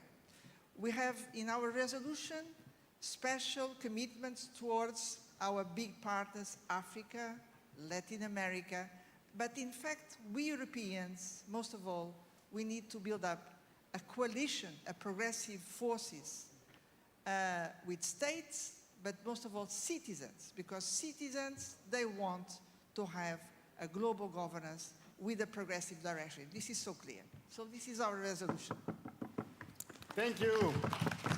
So I think that we can give a big round of applause and to thank all the speakers that has presented this resolution, from Jos, Alicia, Javi, Agnes, Tania, Zita, Maria Joao, Camila, Enrico. Really, thanks a lot. Thanks a lot. You have done an excellent work in preparing this resolution, this document.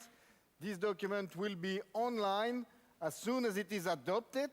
So I would really call and ask the delegates that have not voted yet to task their vote so that we can present the final result in a minute with Sergei Stanichev, the president of the PES. So please conclude your vote so that we can finally adopt the resolution. And before that, I would make a presentation of one achievement that the PES wanted to have for this council. As you have seen, one of the pillars of our event is about sustainability.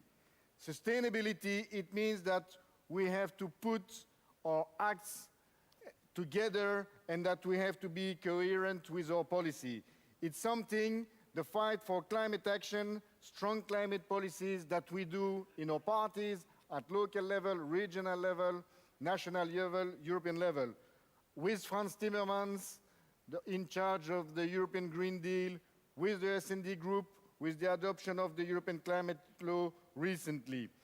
So what we wanted to achieve is to have a sustainable event. As you can see here, we wanted to have an event where we could compensate our CO2 emission. And I will present you how we achieved that and what was the methodology that we adopted.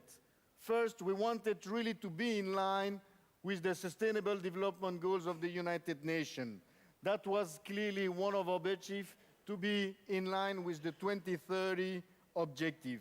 And for that, we needed to be in tune and to respect the Biosphere Sustainable Lifestyle Method, which is an international methodology that is well known and accepted, that delivers in case that you manage a certificate through an international NGO, then you can be certified sustainable event. So what we have done is that we have calculated the total footprint of this event. It means that we have measured the CO2 emission arising for our activities, meaning from the suppliers, the participants. So as you can see, for the PES Council 2021, our carbon emission was extremely low. It was 1.97 tons CO2, which is considered as very low because, and it recognizes, we have seen that through sources, that an event of this size usually is more about 10 tons of CO2 emission. So we have succeeded this year to be 5 times lower than an average event. So we can say that we are very proud of that. We have made sure that everything in our organization and preparation was sustainable. I have to say, and I underline that this building, for example, has only renewable energy. It's also something that we want to underline and also why we are here. The third part, once we have made that calculation, is what do we do as a next step is to offset the carbon emission that we had. So the CO2 emission, if we just take, I would say, the people in the room and the number of CO2 emissions, we would have planted 10 trees. 10 trees was enough to compensate our CO2 emission. But we thought that it's better to use PES as a normal event, as a normal council with 300, 500 people, so the normal size of a PES council, which would have meant 500 trees that would be planted. And that's the choice that we did.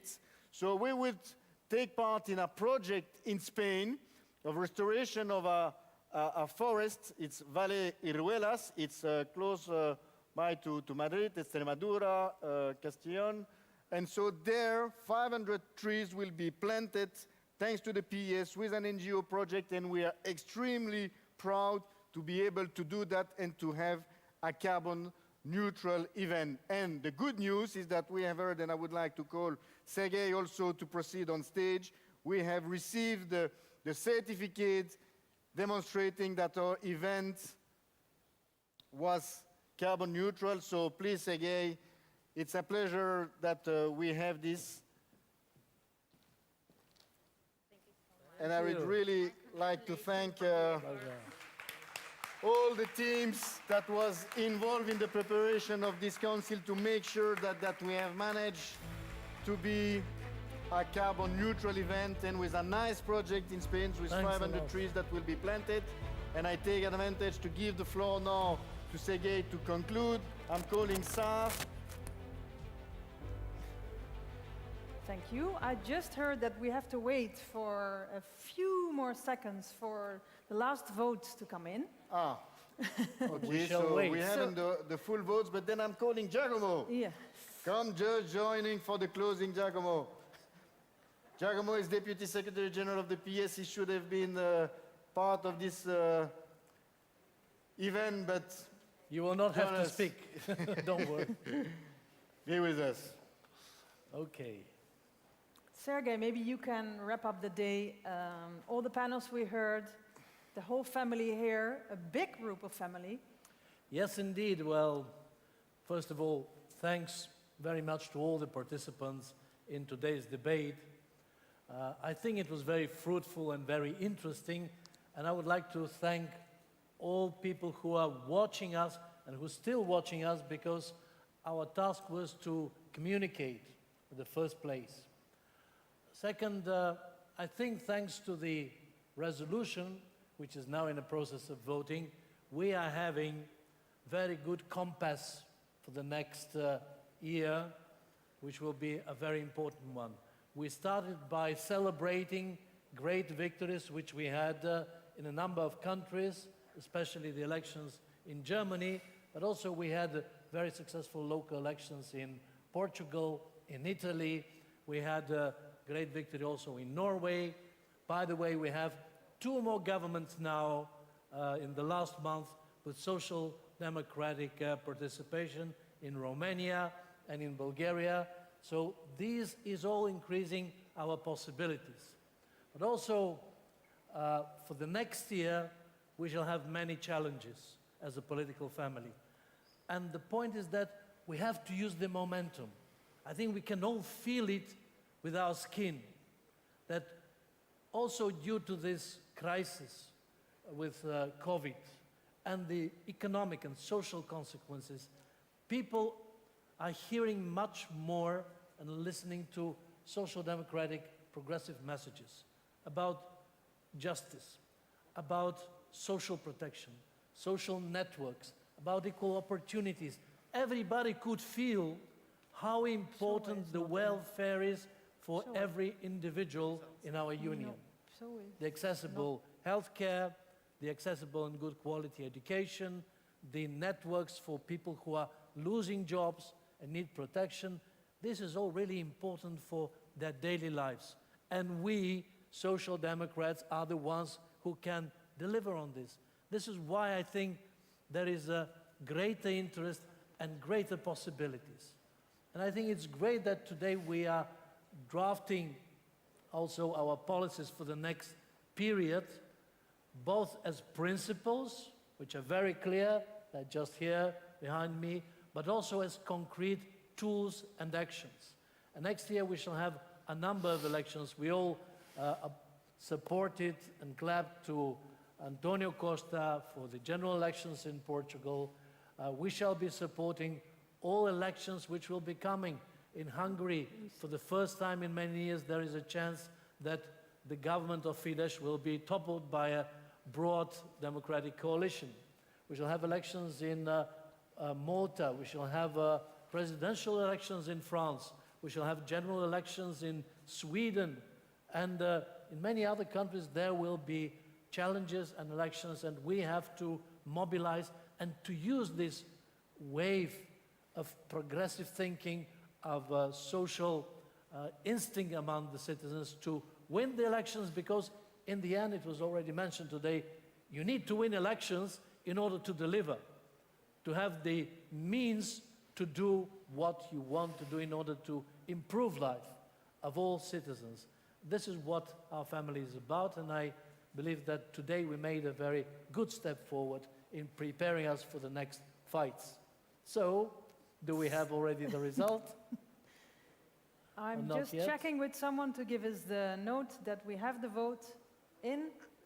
Yes, it's almost there, it's getting in there. But by the way, I would like to use this opportunity also to thank the PES Secretariat, all people from the PES who are working hard to prepare this event. And also to thank all the parties and the sister organizations and the partners of PES in drafting this resolution. Because I don't know what will be the outcome, but our task was to make it both as consensual as possible and at the same time bold enough.